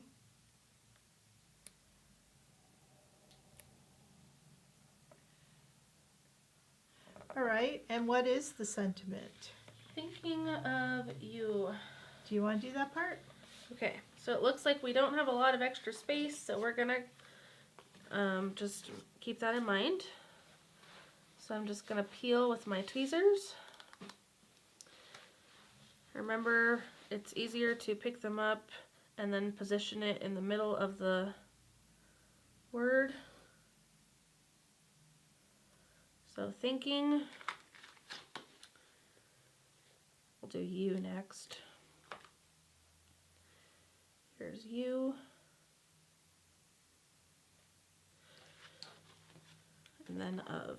Now you'll notice I have some pieces inside the letters. That's okay. I'm going to show you how to get those out.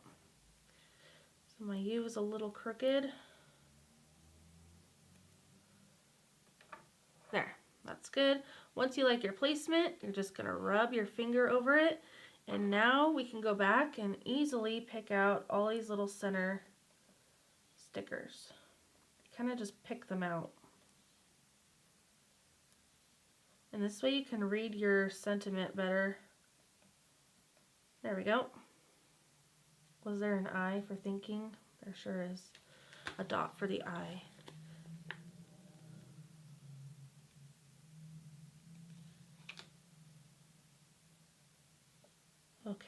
All right, got it. Looks like we need a little bit of foam dots. Let's go with the big ones again. Now we sell these foam dots, right? I believe so. If not, we have foam strips. We do, yes. I like the circle ones. They're easier to peel, for me at least, over the square ones.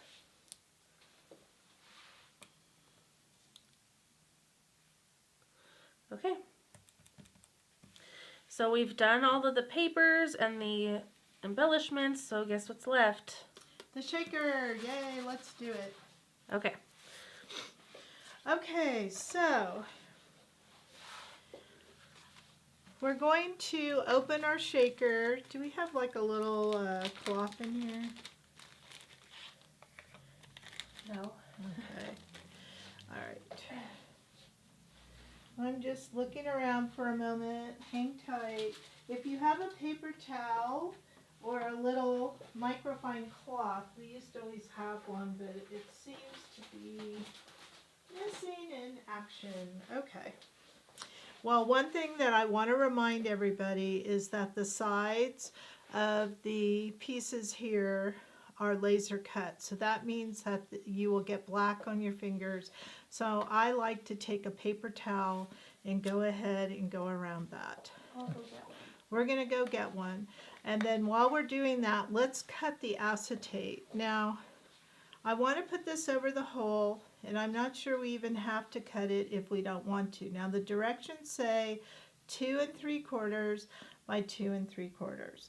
So I would... That's what this size is. I mean, I think this might be, let me see what this is. It is 3 by 3. So I would almost keep it at the 1/3, but maybe cut just a smidgen off the side and keep the rest the same.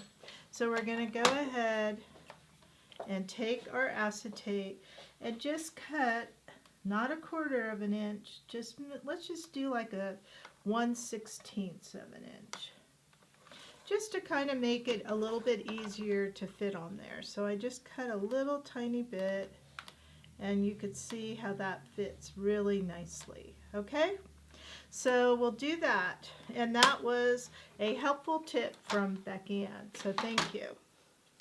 All right, now we're going to take our paper towel, and we're just going to go around the sides just to kind of make sure it's a little clean and we don't get it all over. But I love how Mr. Krazy cuts all these pieces out for us, and you know, what a time saver. And you can see that this is what came off. So that's why I wanted to do that. Alrighty, so now that we have that, we can go ahead and start making our shaker card. So the first thing we're going to do is we're going to put our chipboard down, and this cream paper right here that we had is going to go right on the chipboard. So that's what's behind the shaker in there. So let's go ahead, put some adhesive on this and put it. Now if you wanted black, you wouldn't even have to put a paper there. But we want cream. I want to see the tree.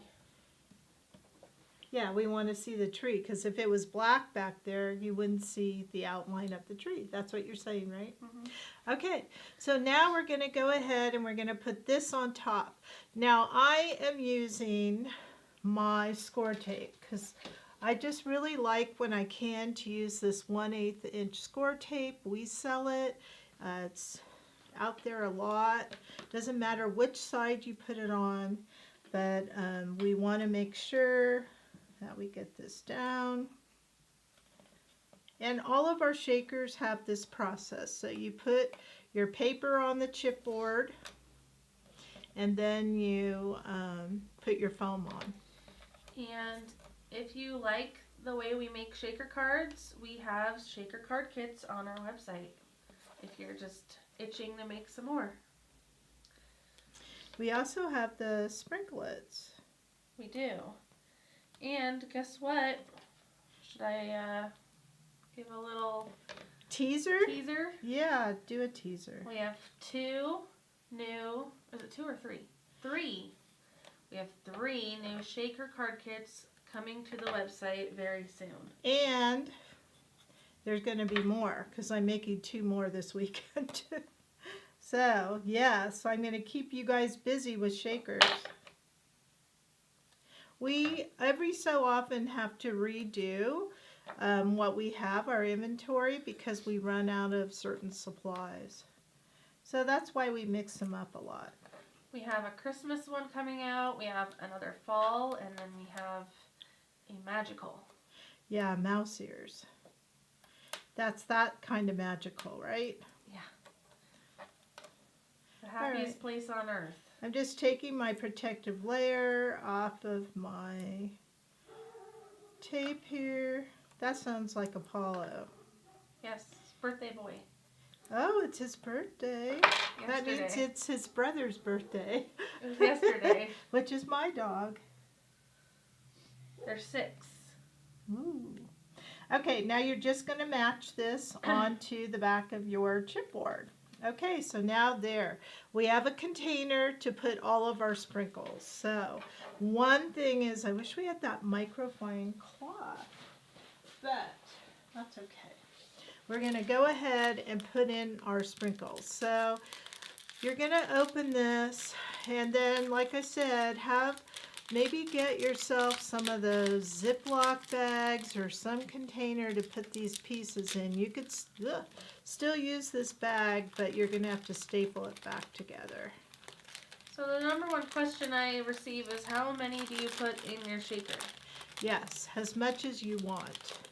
Now, because this, you can see, I did put in quite a bit, but isn't that beautiful when you shake it? I just love it. But you want to see some white, so what I like to do is kind of put it in. I spread it with my finger. And I just, kind of make it so I could see how much. So that would leave that much white. Don't you think that's good? I think it's a little too much, but okay. To each his own. Well, I kind of like it, but I'll put a little sprinkle out. Just for you. All right, so there we have that. And I'm telling you, look how much is left in here. A lot, okay? All right, so now that we're going to put that in there, this is where you're going to take this acetate. And I have a couple little pieces that came out, so I just want to put them back in there. There we go. One side of this has a protective layer.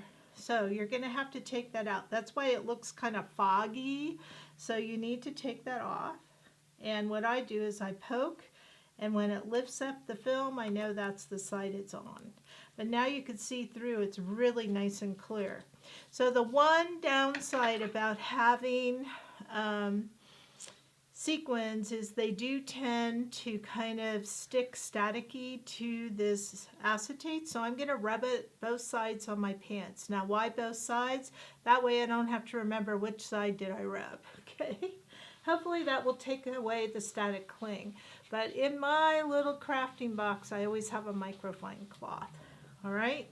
So now that I've done that, I'm going to put my score tape on around here again, just around where that's going to go.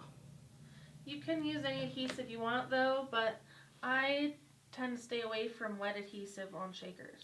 Yeah. I'm not a wet adhesive girl anyway. I make all kinds of mistakes. It blobs out. I'm not good with that. It's one thing I've never really gotten into, although I like the stuff with the fine tip. You know, that applicator. Okay. All right. And then we'll do the sides. Now, I know we have some customers who totally swear by this score tape. They won't use anything else. And you do want to make sure that you have all these edges where you're going to put the acetate, because you don't want any of these things to come out. The only thing too is if you use a roller, which I do a lot of, you want to make sure you don't get the tape on the inside, because then your little bits will stick to that. Okay, so now that we have that, it's just a matter of lifting the top protective layer off.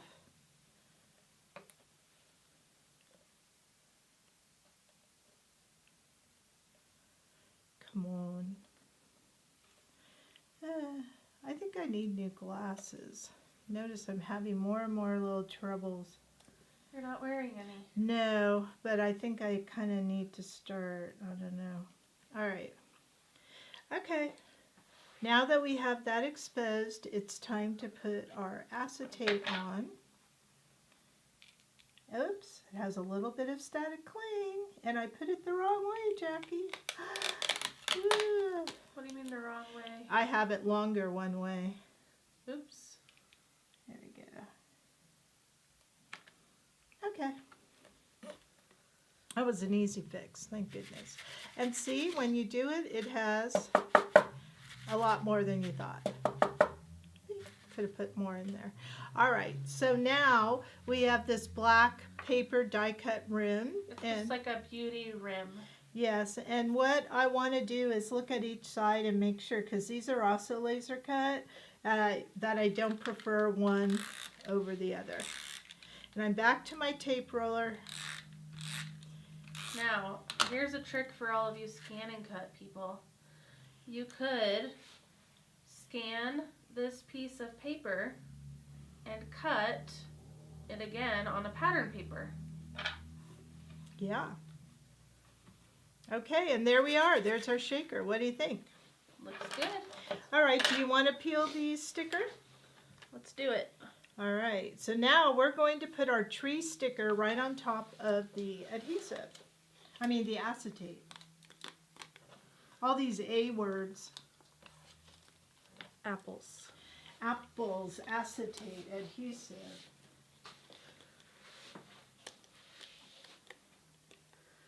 Guess what? The tree is fighting me. Big time. Want me to help? There, you got it.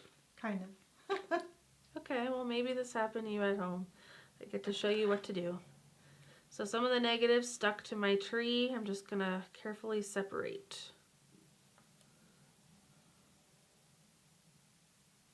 You know, I think sometimes when the heat press goes on, it kind of has a cool in an area occasionally.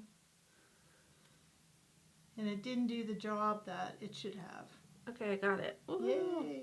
So I had two negatives stuck on there and I just carefully peeled them out. Now I have a branch sticking to another branch, so let's see, I gotta separate that and then everything looks great. So on this one, you kind of want to go from the top down. I'm gonna turn it then. Okay. I always sweep from the bottom.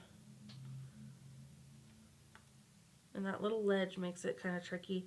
So just have your patience, go slow. Remember, as long as you don't press it, it should be okay.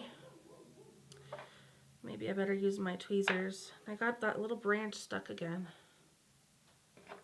Me and trees today. There, that'll work. Yay. You had it. Just go slow, like you said. I agree with that. Okay, I need help.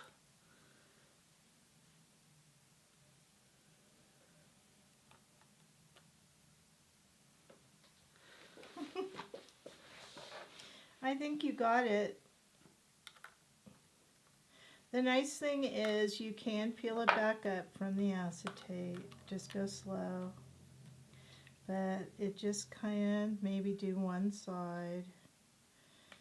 How did that work out for you? Look, we could have it be like a buckled tree. Okay, I'm just going to start over. So, seems like No. it's... Yeah, that one keeps sticking. All right. Oh, here. There we go. All right, so I'm just going to sweep it on. And it's okay if it's a little crooked. I had it. Come on. That looks, no, it's too far over. Come on.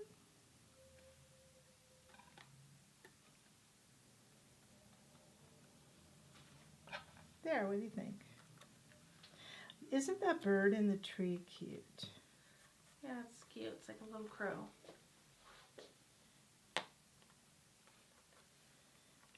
Okay, we did it. Woohoo! I think this branch just needs to be lifted and then we're there. There we go. What do you think? How cute. There's actually two birds in there. Nice. Okay. They're a family. Wait, oh, yep, you're right. For some reason I thought the sentiment went on there, but you're right, what you're doing. I'm just putting adhesive on the back. And now it's going to go on to our card. Let's see. I think this is one of my favorite shaker cards because I love the colors. All right, all set. So when you thought that there's too much sequins in there, do you still think that? No, I think it's good. Yay.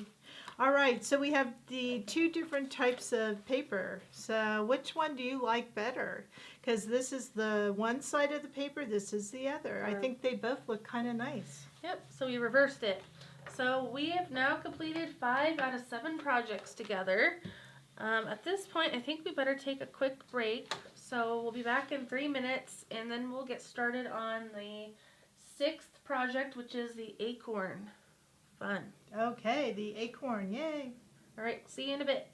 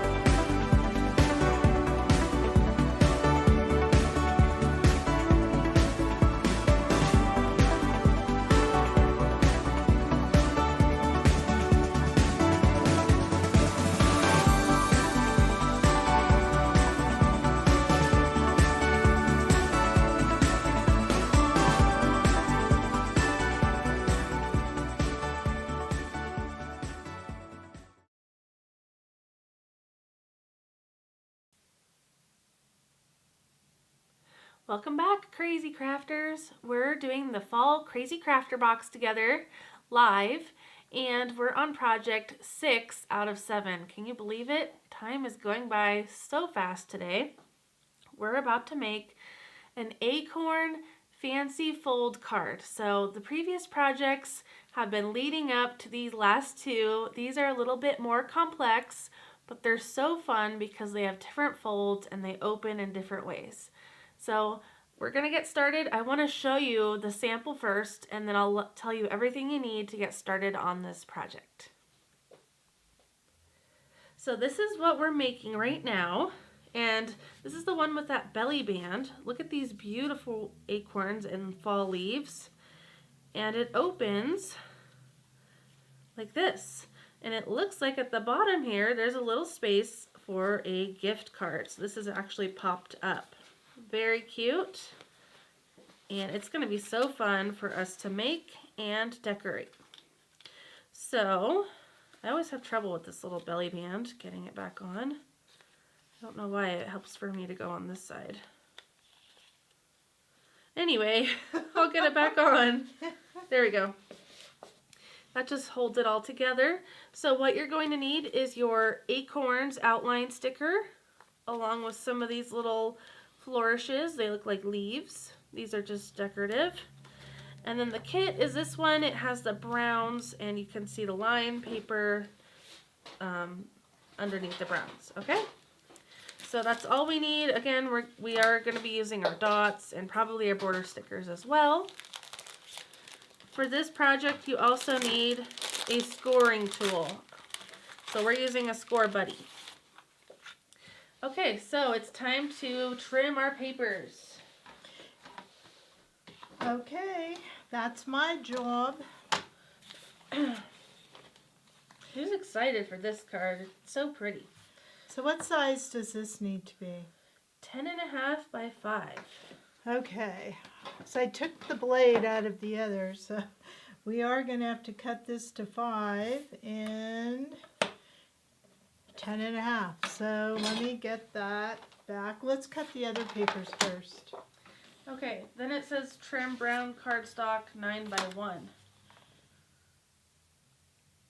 Yes, so when you trim this, you're going to have a 1-inch strip right here, and that's what we're going to be doing. Okay? So this will have the first 2 cuts.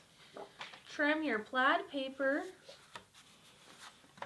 4 3/4 by 3 1/4 2 times. Okay, so 4 3/4, Yes. 3 1/4, Yes. 2 times. Yes. Okay, and on the plaid paper, you may want to look and see like what part of the plaid do you want. So you said, I'm sorry. 4 3/4 By 3 1/4. 3 1/4. So I'm going to kind of trim off some of this flesh color because it's not as much of my favorite. And I'm going to go this way. So 4 3/4. Yes. There we go. Okay. Now we're going to cut the yellow dot paper to the same dimensions. All right. And because I was kind of spacing out, I just want to make sure. 4 3/4. Correct? 3 1/4. Correct. Twice. All right. I like when it's kind of the same thing. I like this paper, do you? 4 3/4. I do. And 3 1/4. And then one more paper. Yep, the lined paper.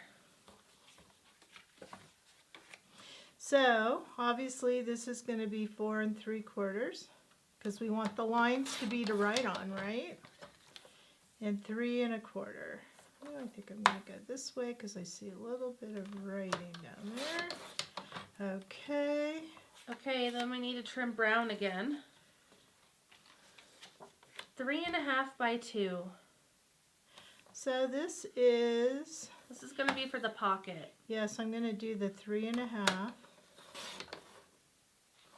And you said by 3 1/2 by 2? Yeah, it's for the pocket on the inside.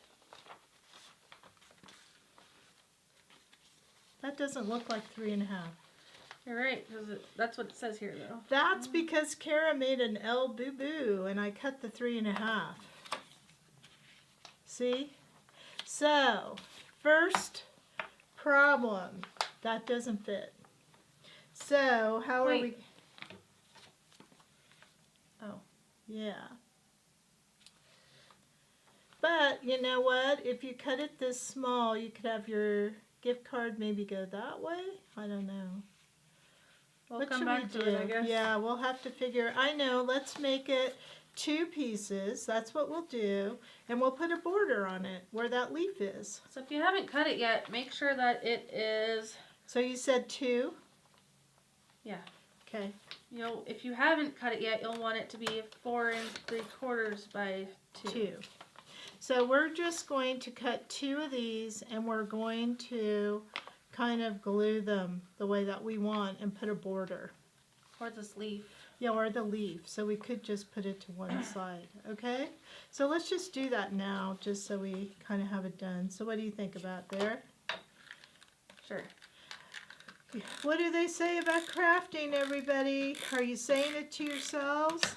No mistakes. There's no mistakes. Okay, so what I'm going to do is make sure that this is even all the way. And then it was 4 3/4? Correct.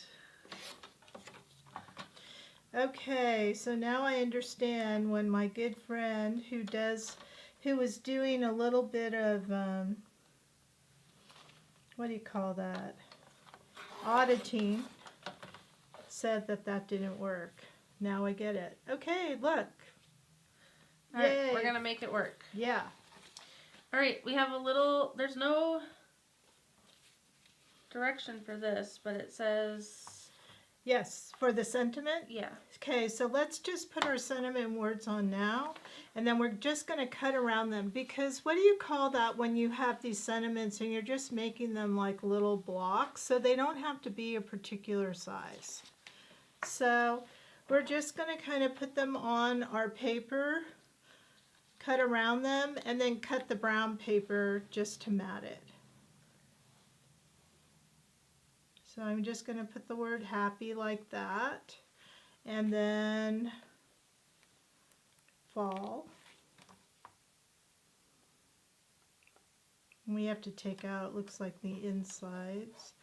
But then if you put it in your paper trimmer over here. Just be careful with this white paper. Yeah.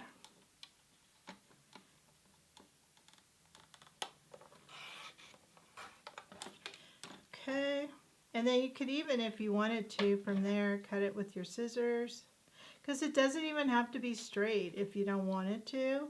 But do you see how you're just kind of going along the word? And this fall, I think I'll make even smaller, like that. And then we're going to put it on our brown paper and trim.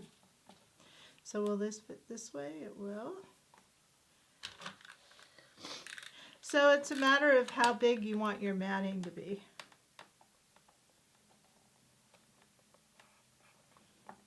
You like skinny matting. On the word part, I kind of do. This acorn sticker is one of my favorites. And then you're just going to trim and trim again. It's really funny too because where I live there's lots of oak trees and acorns, and I always hear the squirrels chewing on the acorns. Do you have pine cones? I have some. We used to have a lot, but not anymore. But those used to always be a fun thing. The squirrels, they sound cute, but I think they're pests. You know? Well, I know that my dog sure loves to chase them. So does my dog. Okay, so here's how we did the happy in the fall. So that's all done. And now I'm going to get the bigger paper trimmer, correct? While you take the inside out. Right. So I'm just picking out the little pieces in the L's, Y, and A. Now we can read that a lot better. Okay, so I have my big paper trimmer. Kinda. There we go. Okay, so what were those dimensions again? So we're going back to the first piece. It's the very large brown paper. Now I know for a fact that we measured this was 6, so let's take 1 inch off to do that second cut, okay? That'll make it 5 then. Okay. Okay. Okay, so there's my 1 inch, and you said it was by 9? Yes, 1 by 9. Okay. All right. You could also have used this for your little words if you wanted. All right, there's that. And then we have this at 5 by 10 and a half. 10 and a half. Got it. And then you could have used your little piece also from here. Okay. I think we're back in business now. Okay. So I think we're going to be scoring first. So we have that large piece. Yes, so let me get my scoreboard. Here's my score buddy right here. Okay.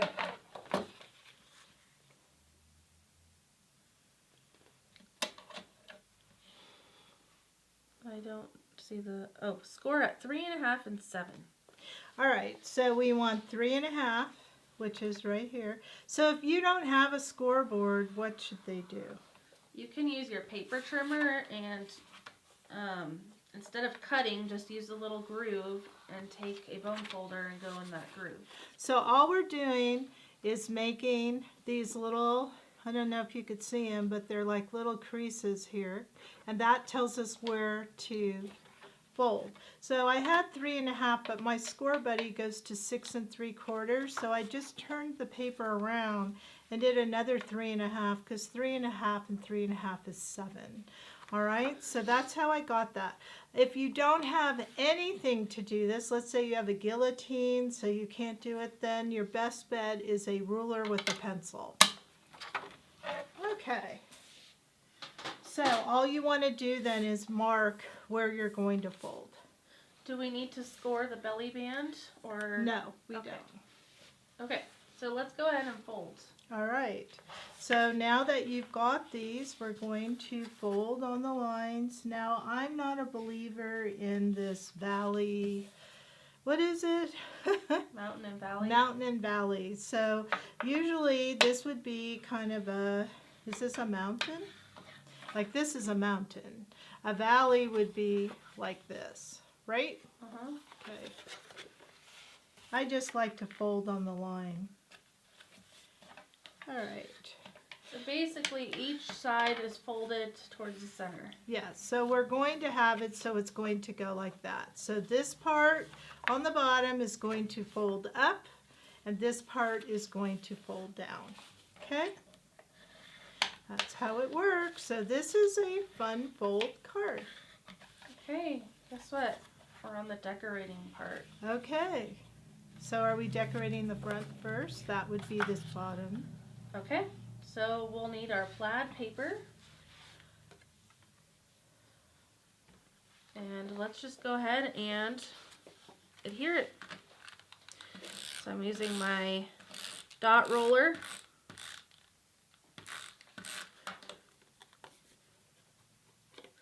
And we're just going to put it in the center of the brown.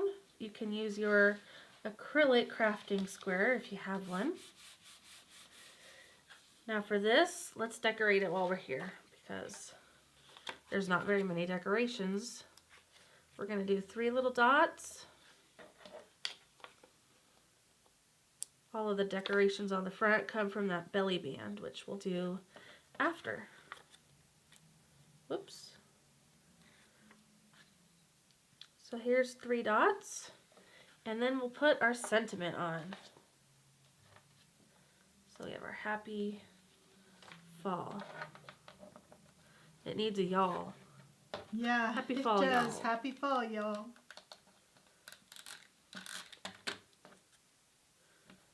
Okay, so this is going to go kind of towards the bottom here. I can even use the line on the plaid as a guide for keeping it straight. And I could do the same over here. Oh well, I thought I got that piece out. Apparently I didn't. There we go. So there, the front panel is done. Okay, so now when you turn it over and you turn this one up right here, we want the yellow on it. Yellow dots. Yes.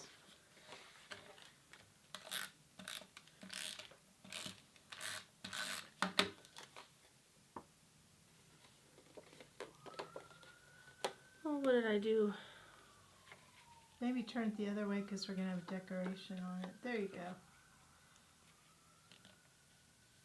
Right in the center.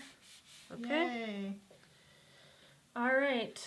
Let's do the other ones now. So it looks like plaid, line, yellow, right? Correct. I'm going to zoom out. Okay, so plaid, line, yellow. I like this paper. Me too. You know, this is an old Cartabella paper. And I just think the texture of it and everything is quite nice. But the plaid looks like a flannel. It does. Okay, so we got our plaid. Here's our lines. I think I'll go like that.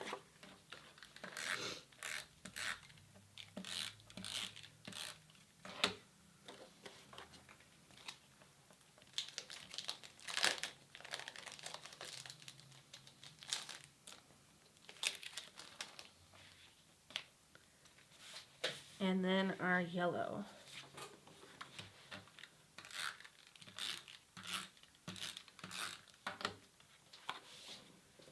Okay. It's coming together. Now let's go ahead and do this gift pocket while we're at it, shall we? So in order to make it a pocket, you want to make sure that there's an opening here. So we're going to use our foam strips that we have. And when you peel them, so do you have that pocket piece that we made?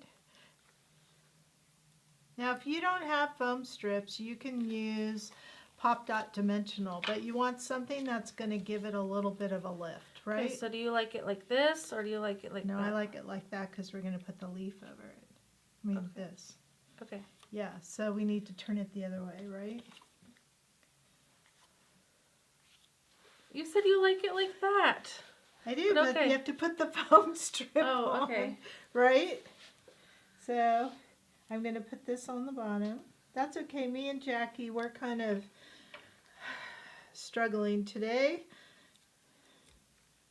but we're making it through. Poor Jackie has a cold or something. I think it might even be allergies, but you say it's a cold. And I am just not feeling the best. But when it comes to crafting, nothing holds me back. How about you? You differ, do you? Yep. Okay. Now, I think I'm going to put this little tiny piece right here. You just really want this piece just so the card won't fall out. So now that I did that, I'm going to go ahead and lift off the protective tape. And then we're going to put it like this, right? Yep. It goes all the way at the bottom of the yellow. There we go. All right, so shall we decorate with scallop right there? Yeah, so we'll need our gold border sticker. Okay. So I'm going to go ahead and I'm going to use the straight line of the scallop and go across. Just like that. Okay. And now we are going to have a leaf here, but let's put some of these on. So we can go ahead and find that on our sticker sheet. And what I like is there's no coloring, it's just that black silhouette again, which is so pretty. And I think we could kind of manipulate this so it looks like you don't even know about that paper, right? It'll cover that seam up and we won't even know. So there's that. And if you wanted to, you could put a tiny little one right there if you want to. I don't think you have to, but if you wanted to, you could. I kind of don't like it. What about you? Not that one, no. Do you have a different one you would do? Just a moment. All right, so now that we have that, let's find these little ones. And actually, we could put one of these right here. Oh yeah, Right there. do Let's do that. Okay. So we could kind of do like that. There. What do you think? I like it. Now let's go ahead and put a few more of those there. See, I answered my own question. Put that there. And you could decorate this even more than what we decorated it, but we just wanted to give you some ideas. Okay? Now we are going to put a little leaf there, so that's perfect. Do you like how that turned out? It looks good, but I think we still need to decorate one more section. This one. Ooh, I love that big leaf. Isn't that beautiful? Okay, so we need the big one here. What do you call this? A flourish? Yeah, I think it's a flourish-like leaf, but I just think it's so pretty. And again, you could put a lot of these on here if you want to, but I had to hold myself back or I would have been here all day. You're letting me do the leaves again? Okay, it kind of just goes like that, I think. That's how I'm doing it. That looks really good. How pretty is that?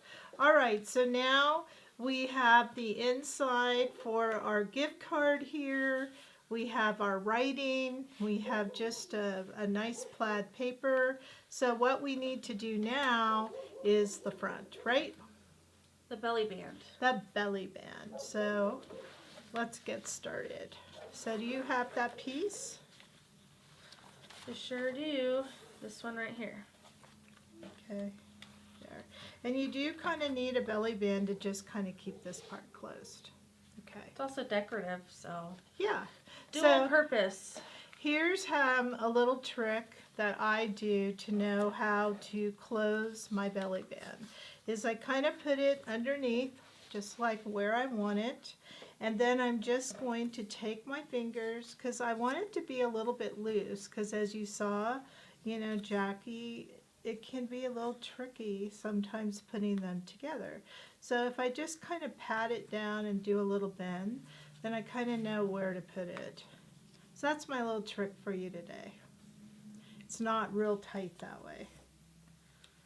Okay, now you have to make a decision. Do you want this to be on the top, or do you want this to be on the top? So I'm going to just do it this way. I thought you were asking me, and I was all ready to answer. Oh, were you going to pick different than me? No, the bottom one over the top. All right. I was kind of asking the audience. You know? All right, so there we are. There's our belly band. And so now it's a matter of decorating. So we're going to want to put a couple leaves there. So do you want to do that, or you want me to? You do these leaves. It looks like you may have cut them. I don't remember cutting them, but let's see.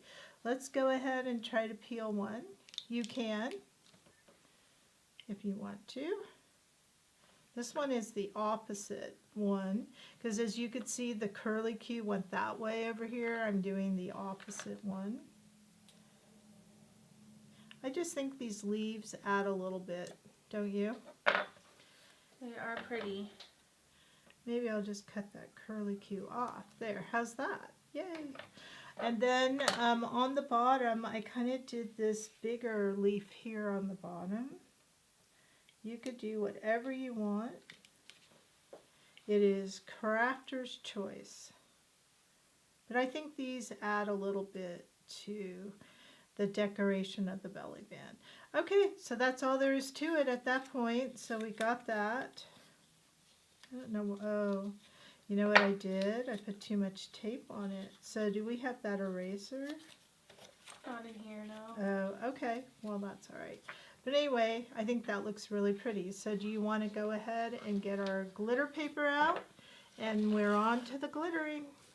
So according to this, we need 4 leaves and 2 acorns. Yes, so remember there's these 3 leaves and then the 1 leaf inside. Okay, so peeling the outline of the leaf. So we've got 1, 2,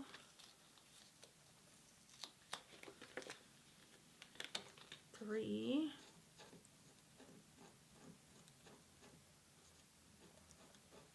and 4.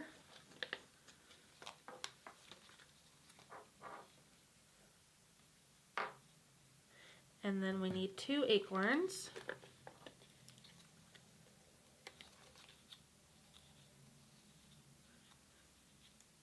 Acorn 1.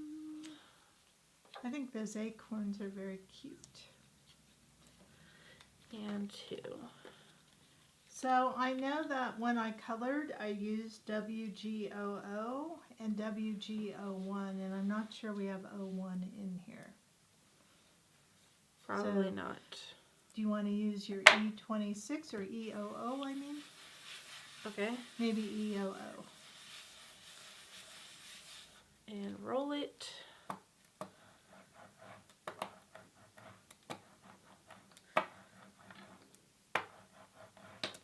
I love having a brayer tool. Yeah, pressure. me too. Okay, so let's start with the leaves. That's the best part. Got our markers here. So we need the following colors. R17, YR18, YR01, Y10. I'm going to give you Y07, as you said our Y10 was running out. YG29 and 00. So look, all of our fall colors are back. Then for the acorns, we'll pull out E26, E40, and WG00. And E00 if you want. What's the other one we're missing? E40. I think we need the darker part. You want to do E18? Okay. So these right here. All right. Let's start with the leaves. This is going to be very similar to that mandala flower. So we've got our reds, oranges, and the yellow. Starting with the dark, which is red. Now this time we're going to put the red in the center of the leaf. Now remember, what's unique about fall leaves? The way they change colors. So you can just kind of go crazy with this with how you want those colors to go. You don't have to be uniform. So I did red, dark orange, now I'm on light orange, and I'm going to leave some space for the yellow. So this is my Y07, and the yellow is really going to brighten it up and add some happy to the leaf. Oh, that's so pretty. On my next leaf, I think I'm going to do less red and more yellow so it looks a little bit different. So I'm still going to add a little bit of red.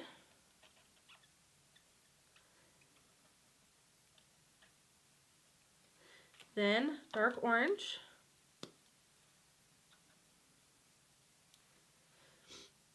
This is very sporadic because of what we're coloring here. Light orange. And yellow. So this one's going to look a lot more orangey and yellowy because I did less dark and more light. So you can see by using different techniques, same colors, you get a different effect. I love that. Very nice. All right. So we need one more of that red orange Okay. for the inside. And all these leaves are the same, so.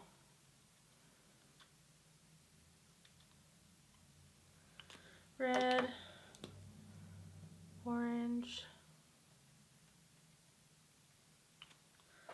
light orange.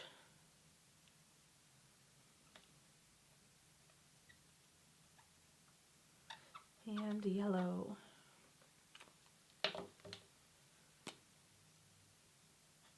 So pretty. It's like a tie-dye leaf.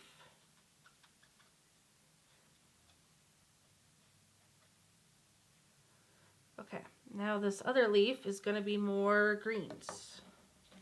Maybe I should move that over here. So this is going to be the YG29 and YG00 because this leaf has not turned colors yet. And maybe just you could put a tad of yellow if you felt like it. Okay. The other thing with leaves is you kind of have these veins to follow with the darker color. So I'm doing my YG00.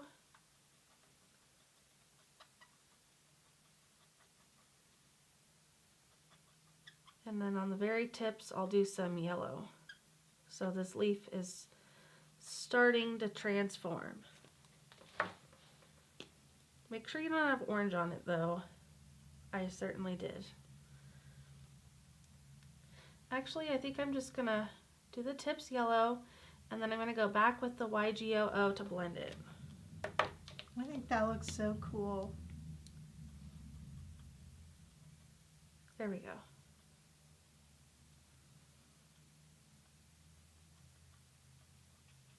So I'm blending with the YG00 because it's lighter than the yellow.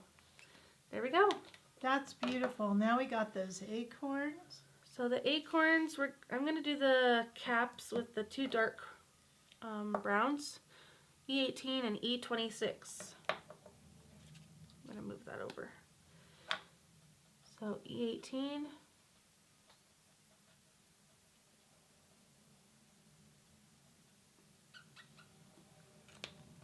And then E26 is the light brown.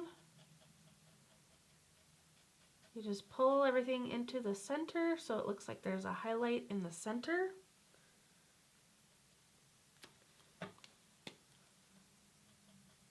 Same on the second one.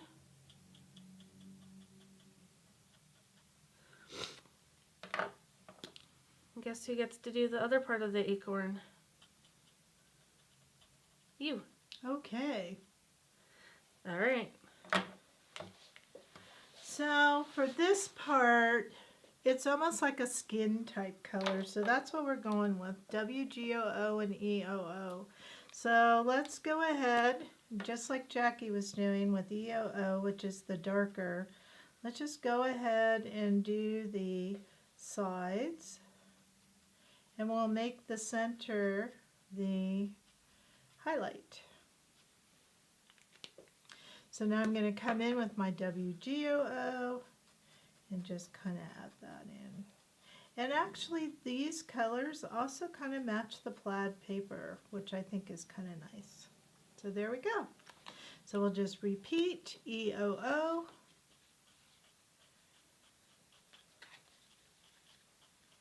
And I'm just doing the sides, maybe a little bit at the top.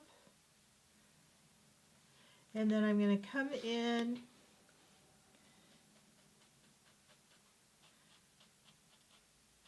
with my WG00. What do you think? That looks great. All Look right. at all those fall colors. Isn't that pretty? Now I do want to look at our belly band just to kind of help you a little bit and see if I can remove any of this. I probably cannot. So what I did was, because I have these pop dot dimensionals in there, is I kind of cut them all out, laid them and adhered them with my tape roller the way I wanted. Then I used a pop dot dimensional under there to kind of pop them up, okay? So you glue them together in the arrangement as one piece, and then you put pop dots on it after. Yes, Okay. and don't forget, is that the original? Uh-huh. We want to show where that one other leaf goes, right there. Okay, so then once you do that, it just goes down, and I like to put the folded part up, and then it just kind of makes it easier for me. Come on, there you go. and then it just goes right over. But I think the pop dot kind of gives it a little bit more dimension. Yes, so that is really, really cute, and look how easy that was for us to do, and it just really adds that beautiful pop of color on there. I think this is one of my favorites so far that we've done. We have one more project to do, and it is, I think, probably, it's not complicated, but it's definitely the most detailed. It is, and we do have to make a modification because our paper cutters didn't give us quite the paper they were supposed to. So we are going to make one little modification. But before we move on to that one, let's take a 3-minute break so we can get our space ready. We'll see you soon.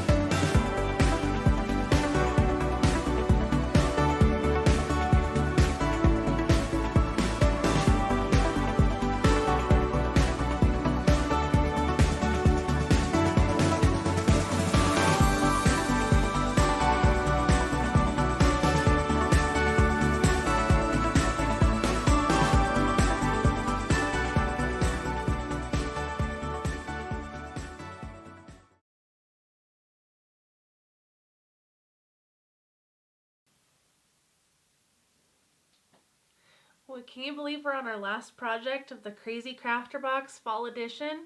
I can't believe it. It's gone so fast and we've had so much fun. I mean, I just can't tell you, I am in that fall mood. And we've created some beautiful projects for you to keep or give away to some of your friends and family members. I know, and now we're on our last project, which is another fancy fold, and those are actually quite popular, those cards. And if you're not aware of this, in our card subscription, if you are in the all-in, you get a fancy fold each and every month. Yes, it's a lot of fun, so make sure you check out our card making club on our website. Okay, so we have everything out on our tabletop here. Let's look at the card before we get started, and then we'll let you know what you need out of your kit. Sounds perfect. Okay, so this is our card. I just think it's so cute because it tells a story. And that's what I love. You see this a lot with stampers where they have like scenes, but look, you could do that with our stickers too. And I think it is so darn cute. And for the fall, you have these leaves, but it's also how you color the mushrooms. So instead of being the red and kind of springy, our mushrooms are more the orange and yellow. So isn't that pretty? Yeah, but you could color them any color too. You can, but if you want the fall breeze and autumn leaves, maybe fall, okay? So what do we need for this project? You're going to need the sticker here called Fall Breeze, and it has our sentiment and these leaves on it. You're going to need the garden snail, which has the snails and the mushrooms on it. So those are the two stickers that we absolutely need. Of course, we're going to use our borders and our dots because those are our staples, all right? So let's first start by cutting all of our paper. Now this is one where we have to defer from the instructions. Okay, so the last one is a challenge. Is that what you're saying? It is our paper cutter didn't quite read the recipe accurately, but we can make it work. I like how they're nameless.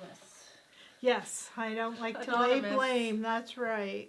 Okay, so the first thing is, what about this paper? What is the size? Okay, so our green cardstock will be 11 by 4 1/4. I'm pretty sure that's what it is, but let's just check. This is the 4 1/4, and this is 11. So yes, no cutting. Awesome. Okay. So now our blue plaid paper.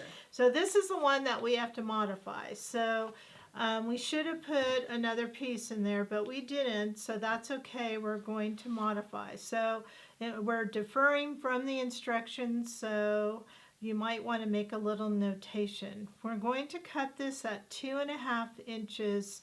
So the paper you have is 4 1/4 by 5 1/2. But we are going to turn it, so we're going to cut this 2.5, and it's going to be 2.5 by 5 1/2, okay? Now in the instructions we need a 2.5 by 2.5, so I'm going to cut this 2.5 by 5 1/2 piece at 2.5, and then at 2.5 again.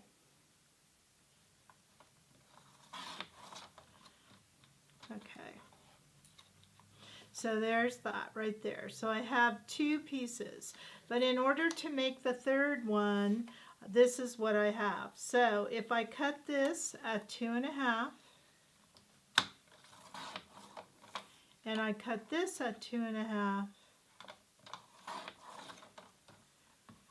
we are going to make our third panel by gluing. Okay, similar to what we did on the acorn. That's right. So, okay, so do you want to go ahead and put some, I guess I could do that. But at least we have a plan. You know, everybody's been working at full throttle here. I'm really sorry, but things happen. Okay, so there. Oh, maybe I want to get these lines a little better. Okay, I'm going to match my lines up. I've changed my mind. Kind of match the line up. Maybe a little more. There, that looks good. Okay, so moving on to the green dot paper. Okay, so now I have 3 panels. Yes, Green dots. got it. Was that the green dots? Oh, yes it is. Okay. 2.5 by 1.5 3 times. So let's go ahead and do the 1.5. And then you said 2.5 3 times. So there's 1,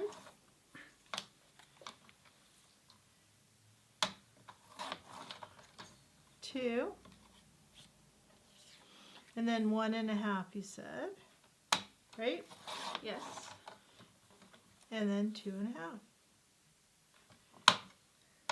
All right. All right, we have one more cut. White cardstock, 2.5 by 4. Now, if you notice, you didn't get a pre-scored cards in any of these because we are making our card. For the fancy fold. For the fancy fold. So 2.5. Oh, wait, sorry. 2.5 by 4. All right, so there's 2.5.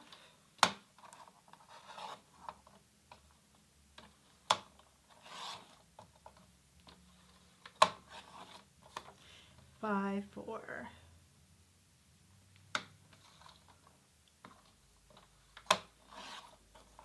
Okay. Okay, that's all the cutting for this card. So now we're going to put our pieces off to the side and we're going to do some scoring on the large green piece. Sounds good. So here's all our pieces off to the side. Let me get rid of the excess pieces off to the side. And here is our score buddy. Okay, so, you know, is this a 5.5 by 4.25 card? Does this still fit into an A2 envelope? I believe so. That's kind of cool. It is. Yes, 5.5 by 4.25. Nice. So you just need a regular old envelope. That's right. Okay, so Which, by the way, we gave everybody. score. Okay, so we're gonna score this large green paper in 3 places. So 2 3/4.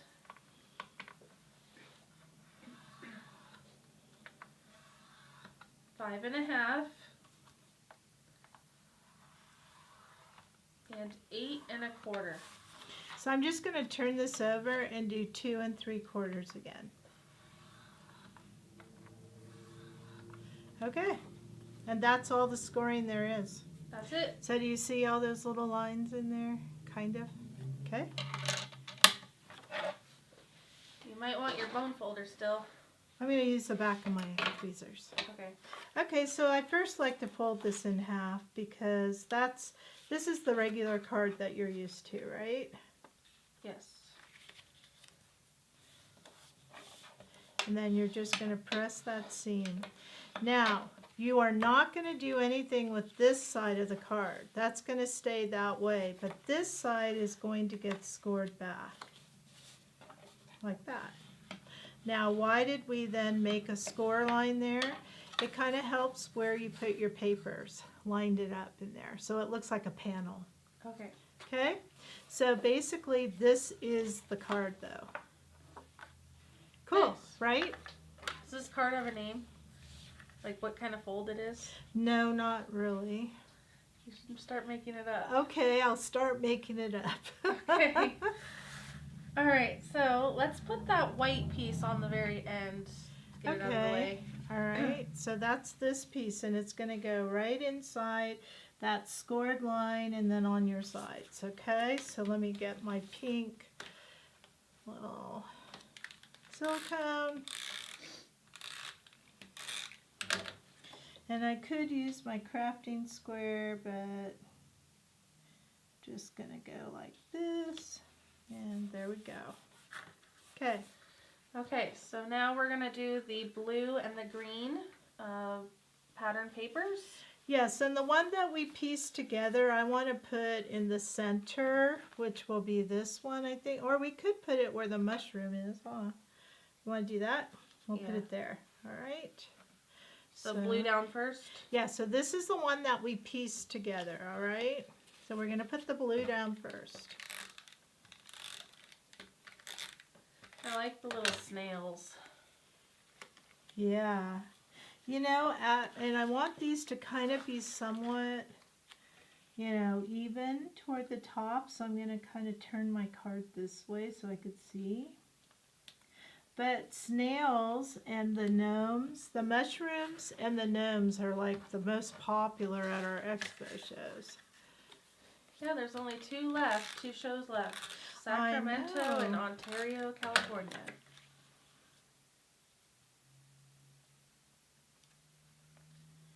Okay. And then one more, right? What do you think about making these scene cards? Like, they're fun. Maybe we should do a challenge with the scene card. Yeah, that's a good idea. Okay, now I believe we're going to put these on the bottom, right? Correct. Oh, look. I had a little piece of something come off there. So I think if you just kind of match to the seam, you should be somewhat straight. Now, both of these are our paper collections, right? Oh yeah, I don't remember. I think this is the birthday one. Yes. Party time. Correct. And this must be the something meadow. Yes, Sunny Meadow? Yes, Sunny Meadow. Okay, so we got that. So should we then go ahead and do our border? Okay, so we're going to need the diamonds, and we're going to color it green with a marker first. Yeah, so here's a kind of a new little technique. This is a diamond sticker, and if we take our YG29, which is kind of a darker green, and we go over the sticker, we can alter it to be this green color.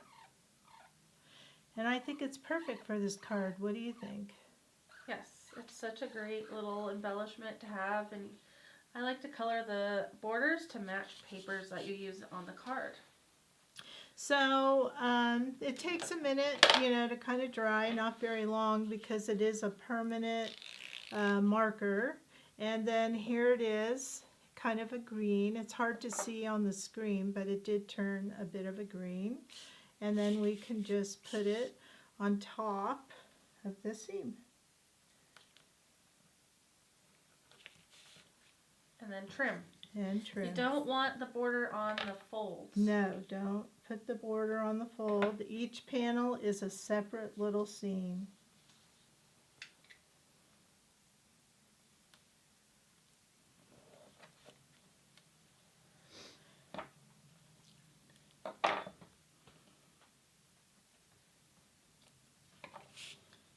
And then here we go.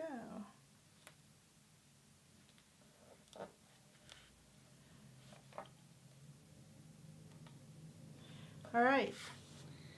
Okay, so next, I think we should do the sentiment. Okay. Do you want to do that or you want me to? I'll give it a shot. All right. So we have this whole sheet here called Fall Breeze. This is where we're getting that sentiment from. And we're going to spell out Fall Breeze and Autumn Leaves. So everything is right in the same area. So I'm just kind of looking at the spacing here. Start with the fall. I want to copy that spacing so that we don't run out of room. Again, I grab my sticker and then I use my tweezers to grab it in the middle. So this is going to kind of go about 1/4 inch from the top and just like that. We want room for dots on the left side. So we've got fall. The nice thing about our sentiments is each word is one piece, so you don't have to put the letters together. Let's put our breeze under the fall. And then I'm going to grab autumn.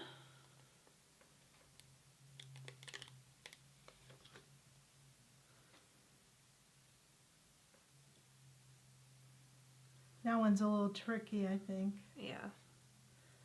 Oh look, when they attach, see the T and the A are not supposed to be together. There.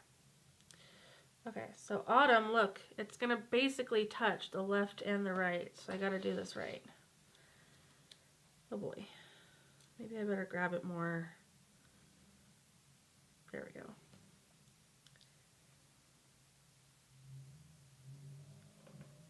I think I got it. That looks perfect. Woohoo! And then I like this font a lot. I wonder who picked it. Did you? No, you did. Oh. You designed all the stickers. You I know, picked it. but sometimes you tell me what font to use. But maybe Oh. this was one of them. Because you're the font girl. I'm the font queen. And then we just need our and symbol. Look how great that looks. Very nice. So make sure you press them all down. In this case, they're large sentiments, so we didn't have any little bits sticking inside. Next, we're going to go to these solid leaves and just add them onto the card as little embellishments. So we can add a little leaf there. Let's look for this tiny little leaf. And then we've got some more throughout the scene here. So let's grab a few more of these solid leaves. And the thing is, what we are working on these panels is kind of the whole card. So you don't need to worry about the back because you won't be seeing the back at all.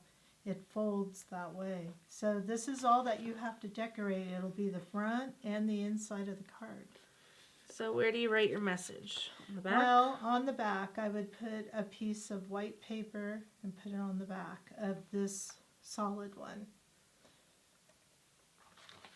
And then we have something over here.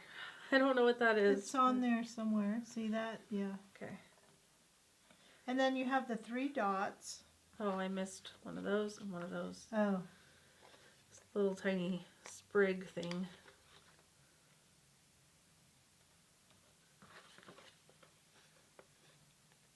It's like a little scavenger hunt on your sticker sheet here. Okay, and then we need 3 dots.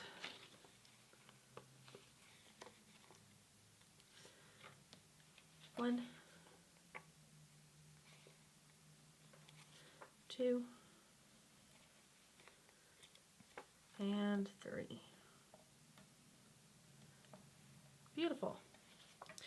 So guess what? The only thing missing is our glittered images. And I'd like to suggest that we kind of let people do their own coloring, but we can walk you through a snail and a mushroom. But the leaves we've done, these are pretty self-explanatory, and the grass is green. What about this leaf? Yeah, you want it, it's just like your other green leaf, just more yellow and a little brown in it. Do you want to do a leaf or not? Sure, why not? Okay, we're going to do a mushroom, a snail, and a leaf, and then you're going to repeat, okay? All right. So we've got our glitter paper. We're going to peel the leaf from the Fall Breeze sheet. Now with the stem, you can put it on your glitter paper or hang it off the edge. Actually, I'm going to go over here. I hope that works out. Okay, and then we need a snail and a mushroom.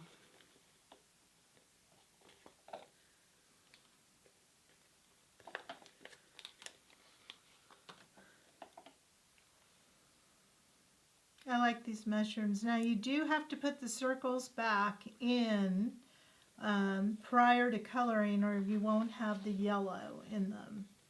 Has the dots. Unless you do them off to the side and you cut every single one out. Yes, that is not my style. What about you? Oh, that's kind of hard.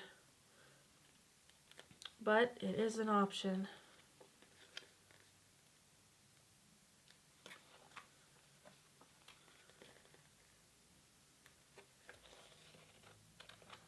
And one more dot. Did it like go off the page?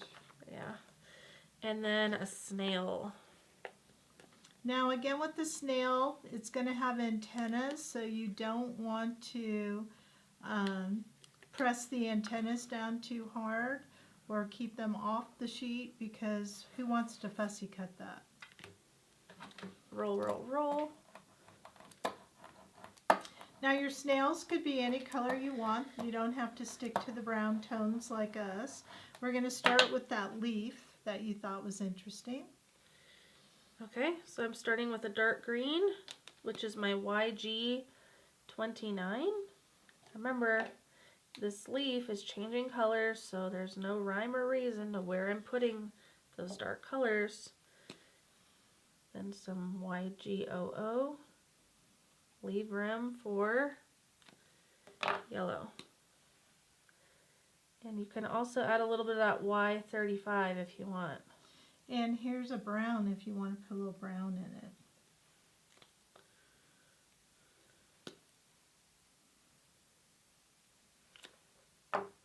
I'm going to go back to yellow to blend out the brown. There, that looks good. My leaf looks different, but it is the basic technique. Okay, for the snail, it's very similar to the acorn. So we're going to use this E18 and E26. So I noticed that the dark part of the shell is on the top, according to our photograph.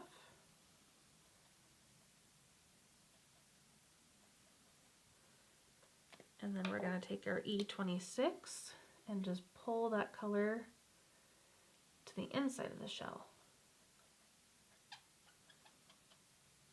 Beautiful. And then we're using EOO and WGOO for the snail base. The body. The little goopy part. Slimy part, I should say, right? Yeah, gross. You can also make them green if you want. Yeah, if you wanted to, you could. Okay, and you're doing the mushroom. I am. Well, I don't have one of the colors I need. Is this gray and brown? It's WG09 and WG01. Can you not do CG? Yeah, let's try it. Let's try CG and CG02, or those two. Yeah, try it. Okay, we're gonna try these two colors: CG06, WG00. Unless you want to do EOO instead. Give it a shot. Okay, so basically you need a gray and then a brown. And in my photo, I did use the warm gray, just so you're aware. But as we're mixing it up, because that's how we rock and roll here. Let's try, where's the EOO? Here it is. How's that look? I'm not sure yet. I like it. It's hard to mix them. I'm using the side of the brush. I think I'm going to go to the WGOO. So if you want more of a warm gray, use your warm grays, right? Yeah. Well, but that's kind of pretty. I want to add a little bit more dark, so I lost some of that gray. There, I think that looks good. Yeah. Now our mushroom is going to be basically YR18 and YR01.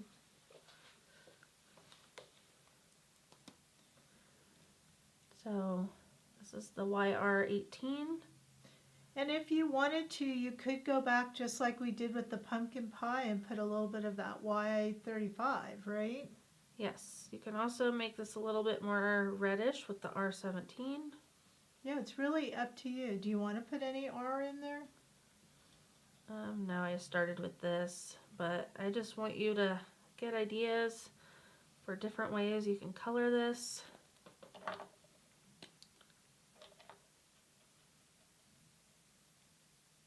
So very carefully go around these circles. You don't want bleeding, especially if you're using Olos, because then it will be oh no. Okay.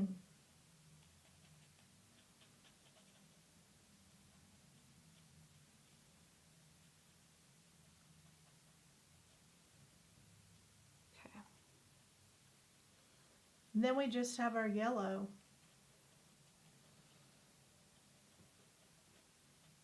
All right. So we're using a little bit of Y07 and then Y02 to make it a little brighter. So let's do that on the dots. This is Y07. And then Y02 is like a very bright, bright yellow. How fun. I know, I think it really cheers up that yellow, don't you? And then we'll do the same underneath.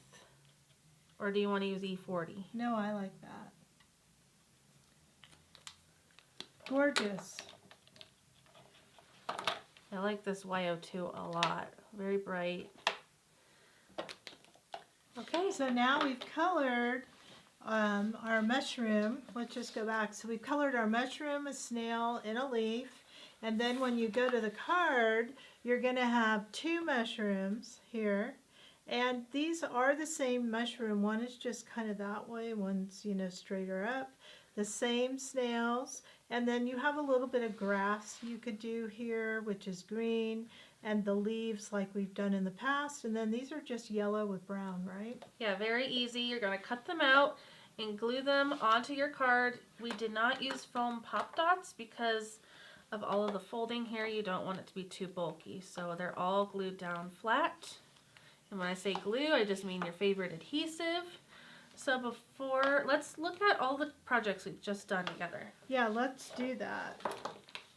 All right, so we have this one that we just did, which was our 7th one, and I think it is really cute. I mean, I have to say it's definitely one of my favorites that we've done. I love the scene, and when you put it in the envelope, you're going to put it like this, okay?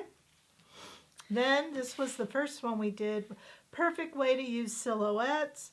Negative space, but this one was the way it was, but I love that. It's really pretty. We did a slimline card featuring a mandala flower. And I love that we used this on the stem. We also did this cute little gnome and made him eat some pumpkin pie. Yep. We made a tag featuring the apple pie sticker. We did a shaker card together with another tree. We played with those fun little sequins. And then we did the gift card fancy fold acorn card. Yes, and that was really fun. And then for those of you who ordered early, you still have another card to do. And this is your other fancy fold card. And just to make sure you see this piece of the turquoise matches exactly the turquoise how you want to put it on the inside. So when it's closed, you don't know it's there. So I'd love to know which of these projects was your favorite to make with us today. I can't believe that we finished early today. It's only 1:35 p.m. Pacific time. This is a record for us. So don't forget, if you didn't end up finishing everything today, that you have replay available. You can slow it down, you can pause it, and return to it as many times as you want. It's on Facebook, it's on YouTube, and this is a seasonal thing that we like to do, so we have another one coming up soon. Yes, and we're going to be releasing the holiday edition in just a week or two. So keep your eyes peeled because we're going to be doing that during the Black Friday long weekend. So we have to get it out there. So for those of you who want that, put it on your radar that it is coming soon. Yes, so make sure you're subscribed to our newsletter and keep checking our website, krazycreations.us. We want to thank you for joining us today. We had a lot of fun crafting with you, and we hope that these fall projects inspired you.